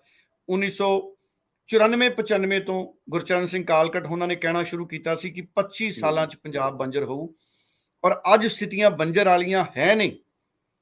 ਅਗਰ ਇੱਕ ਅੱਧੇ ਦੋ ਹੜ੍ਹ ਨਾ ਆਏ ਹੁੰਦੇ, 99 'ਚ ਹੜ੍ਹ ਆਏ, 2010 'ਚ ਹੜ੍ਹ ਆਏ, ਜਿਹਦੇ ਕਰਕੇ ਵਿਗਿਆਨਿਕ ਕਹਿੰਦੇ ਨੇ ਕਿ ਪਾਣੀ ਦਾ ਪੱਧਰ ਥੋੜਾ ਜਿਹਾ ਉੱਪਰ ਆਇਆ, ਨਹੀਂ ਤਾਂ ਹੋ ਸਕਦਾ ਅੱਜ ਅਸੀਂ ਬੰਜਰ ਪੰਜਾਬ 'ਚ ਬੈਠੇ ਪ੍ਰੋਗਰਾਮ ਕਰ ਰਹੇ ਹੁੰਦੇ। ਸੋ ਆਸ ਕਰਦੇ ਹਾਂ ਕਿ ਪਾਣੀ ਸਾਡੇ ਕੋਲੇ ਰਹੂਗਾ, ਕਿਉਂਕਿ ਪਾਣੀ ਦਾ ਖੋਰਾ ਸਾਨੂੰ ਬੰਜਰ ਕਰ ਜੂਗਾ। ਪਰ ਉਸ ਤੋਂ ਪਹਿਲਾਂ ਉਮੀਦ ਕਰਦੇ ਹਾਂ ਕਿ ਚੰਡੀਗੜ੍ਹ ਸਾਡਾ ਬਣ ਜੇ, ਤਾਂ ਕਿ ਸੁਖਨਾ ਲੇਕ ਦਾ ਪਾਣੀ ਵੀ ਅਸੀਂ ਆਪਣਾ ਕਹਿ ਸਕੀਏ। ਉਂਝ ਮੁਲਕ ਸਾਡਾ, ਭਾਰਤ ਤੇ ਵੀ ਸਾਨੂੰ ਮਾਣ ਹੈ, ਪਰ ਫਿਰ ਵੀ ਜਦੋਂ ਵੰਡ ਹੁੰਦੀ ਹੈ ਕਿਸੇ ਪਰਿਵਾਰ 'ਚ, ਉਹ ਵੰਡ ਸਹਿਮਤੀ ਨਾਲ ਹੋ ਜੇ ਤੇ ਉਹਦੇ ਵਰਗੀ ਰੀਸ ਨਹੀਂ। ਮਨਪ੍ਰੀਤ ਰੰਧਾਵਾ ਜੀ, ਆਸ ਕਰਾਂਗੇ ਕਿ ਉਹ ਵੇਲਾ ਆਵੇ ਸਾਡੇ ਜਿਉਂਦੇ ਜੀ ਕਿ ਅਸੀਂ ਇਹ ਕਹਿ ਸਕੀਏ ਕਿ ਚੰਡੀਗੜ੍ਹ ਸਿਰਫ ਪੰਜਾਬ ਦੀ ਰਾਜਧਾਨੀ ਹੈ, ਉਹਨੂੰ ਸਾਂਝੀ ਰਾਜਧਾਨੀ ਨਾ ਕਹੀਏ, ਤੇ ਜਵਾਕ ਭਵਿੱਖ 'ਚ ਇਹੀ ਪੜ੍ਹਿਆ ਕਰਨ ਕਿ ਪੰਜਾਬ ਦੀ ਰਾਜਧਾਨੀ ਚੰਡੀਗੜ੍ਹ ਹੈ, ਔਰ ਸਵਾਲ ਉਹਦੇ ਤੇ ਕੋਈ ਨਾ ਖੜਾ ਹੋਵੇ। ਮਨਪ੍ਰੀਤ ਜੀ, ਬਹੁਤ ਬਹੁਤ ਧੰਨਵਾਦ। ਕੱਲ ਫੇਰ ਮੁਲਾਕਾਤ ਹੋਏਗੀ ਜੀ, ਤੁਸੀਂ ਵਕਤ ਕੱਢਿਆ, ਬਹੁਤ ਧੰਨਵਾਦ। ਬਹੁਤ ਬਹੁਤ ਧੰਨਵਾਦ ਤੁਹਾਡਾ ਡੱਲਾ ਜੀ।